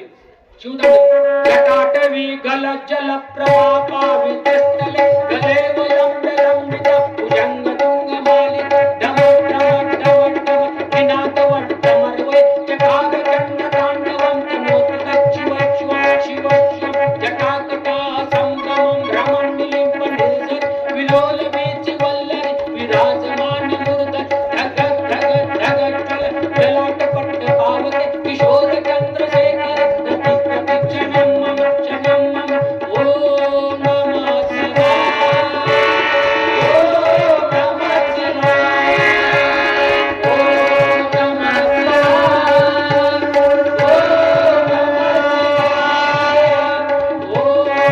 नमः शिवाय ओम नमः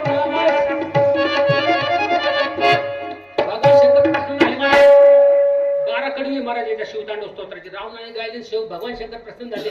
भगवान शंकर त्या ठिकाणी नृत्य करायला लागले, शिवतांडव तांडव करावं लागले. रावणा म्हणले प्रसन्न झालो, काय मागायचे ते माग. कशा करता म्हणलं, कैलास उचलीत होता. म्हणलं माझ्या आई करता. अरे म्हणले आईला एखाद्या खायला नेऊन देईल का, बिस्किटचा पुढा देईल का, हे कुठे असते रे म्हणले. कैलास पर्वत कुठे घेऊन जायचं असतो का, म्हणजे कशाला लागतो कैलास, म्हणजे आईला कैलास पर्वत पाहिजे. अरे कैलास कशाला नेतोस वेड्या, अरे तू माझा आत्मलिंग घेऊन जा, एवढा मी तुला प्रसन्न झालो, माझा आत्मलिंगच घेऊन जा. नारद मुनी ऐकत होते. नारद म्हणले काय शंकर भगवान शंकराच्या डोक्यावर परिणाम झाला की काय, म्हणले आत्मलिंग द्यायला लागले. म्हणले आत्मलिंग घेऊन काय करू, माझ्या आईला कैलास पाहिजे. अरे म्हणले येड्या, हे आत्मलिंग जर माझं घेऊन तू लंकेत गेला, त्या ठिकाणी 3 वर्ष जर सेवा केली तर ते असे हजारो कैलास पर्वत तू तयार करू शकशील आणि तूच ब्रह्मांडाचा स्वामी होशील. पाहिजे का तुला काय आत्मलिंग. रावण म्हणला देऊन टाका म्हणले. भगवान शंकराने आपलं आत्मलिंग रावणाला दिलं. पुढे ठेवू नको सांगितलं, आत्मलिंग घेतलं. नारद बोंबला तर सुटलं, ओ मला मेलं बोंबलं म्हणलं, सगळं वाटलं झालं म्हणला. महादेवाने आत्मलिंग दिलं. रावण सगळ्या देवांना आता त्या बंदीशाळेत टाकणार, हाच ब्रह्मांडाचा स्वामी होणार. पुढचा कथा तुम्हाला सांगत नाही. तो गोकर्ण महाबळेश्वर पर्यंत गेलं आणि गणपती बाप्पाने ते आत्मलिंग सोडून घेतलं. आणि अशा प्रकारे आईवर किती प्रेम करत असावं, असं आईवर प्रेम करणारा रावणाला सुद्धा आई कळली. पण आपल्याला आई बाप आपले संबंध नाही, हे सांगतो मला. आपल्या आता आजचा प्रसंग जर पाहिलं ना, आजचा प्रसंग कैलासवासी आमचे रमेश भाऊ, आमचे सत्य मावस भाऊ रमेश भाऊ दत्तात्रय बोर्डे यांना जाऊन वर्ष झालं महाराज. पण त्यांच्या जीवनामध्ये एवढं दुःख आलं. या दुःखामध्ये त्यांच्या घरावर खऱ्या अर्थाने दुःखाचा डोंगर कोसळला महाराज. त्यांच्या खरं किती दुःख, आईला आणि वडिलांना, मुलांना तर दुःख आहेच, परंतु आई वडिलांना दुःख. आई वडिलांच्या आधी जाणं झालं आणि त्यांच्या पत्नीला तर आतोनात दुःख महाराज. दुःख सागरामध्ये त्यांचं आता वर्ष झालं, परंतु त्यांच्या डोळ्यामध्ये सतत पाण्याच्या धारा, डोळ्यामध्ये डोळे डबडबलेले, सारख्या त्यांच्या पाऊल खुणा, त्यांना सारखा त्यांचा चेहरा दिसत असेल, त्यांची आठवण येत असेल. कशी काळाची चाहूल आली, बाग सुखाची करपून गेली, कसई परित झाली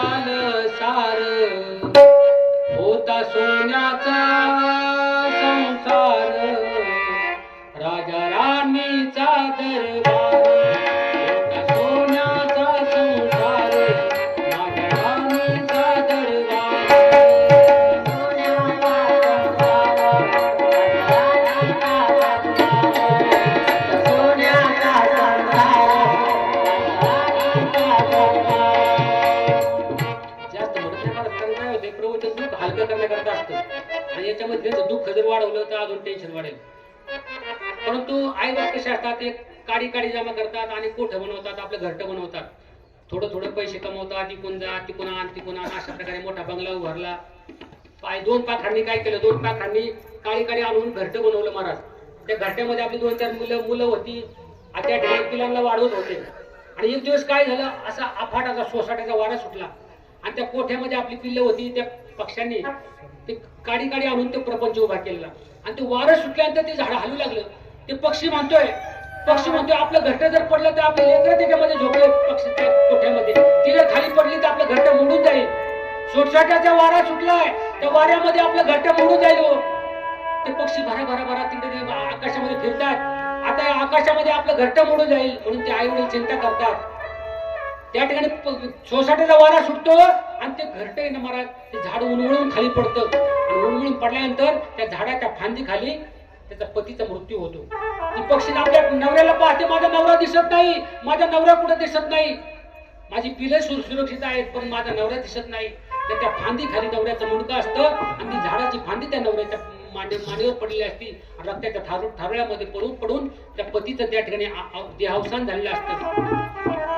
सरली प्रीत सरल नाम, सरली प्रीत सरल नाम, खेळत सरला खेळत सरला साखरा तुफान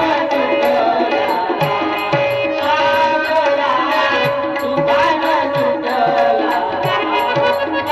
साखरा तुफान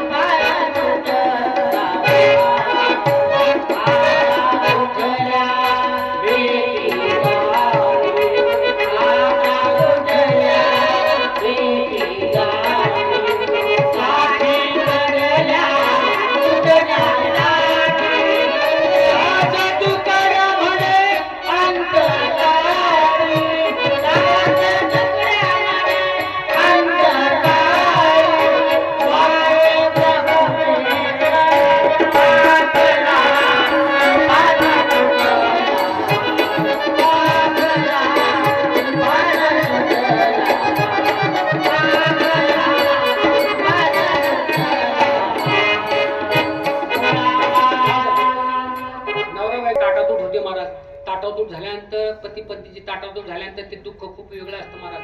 त्या दुःखाला सीमा राहत नाही.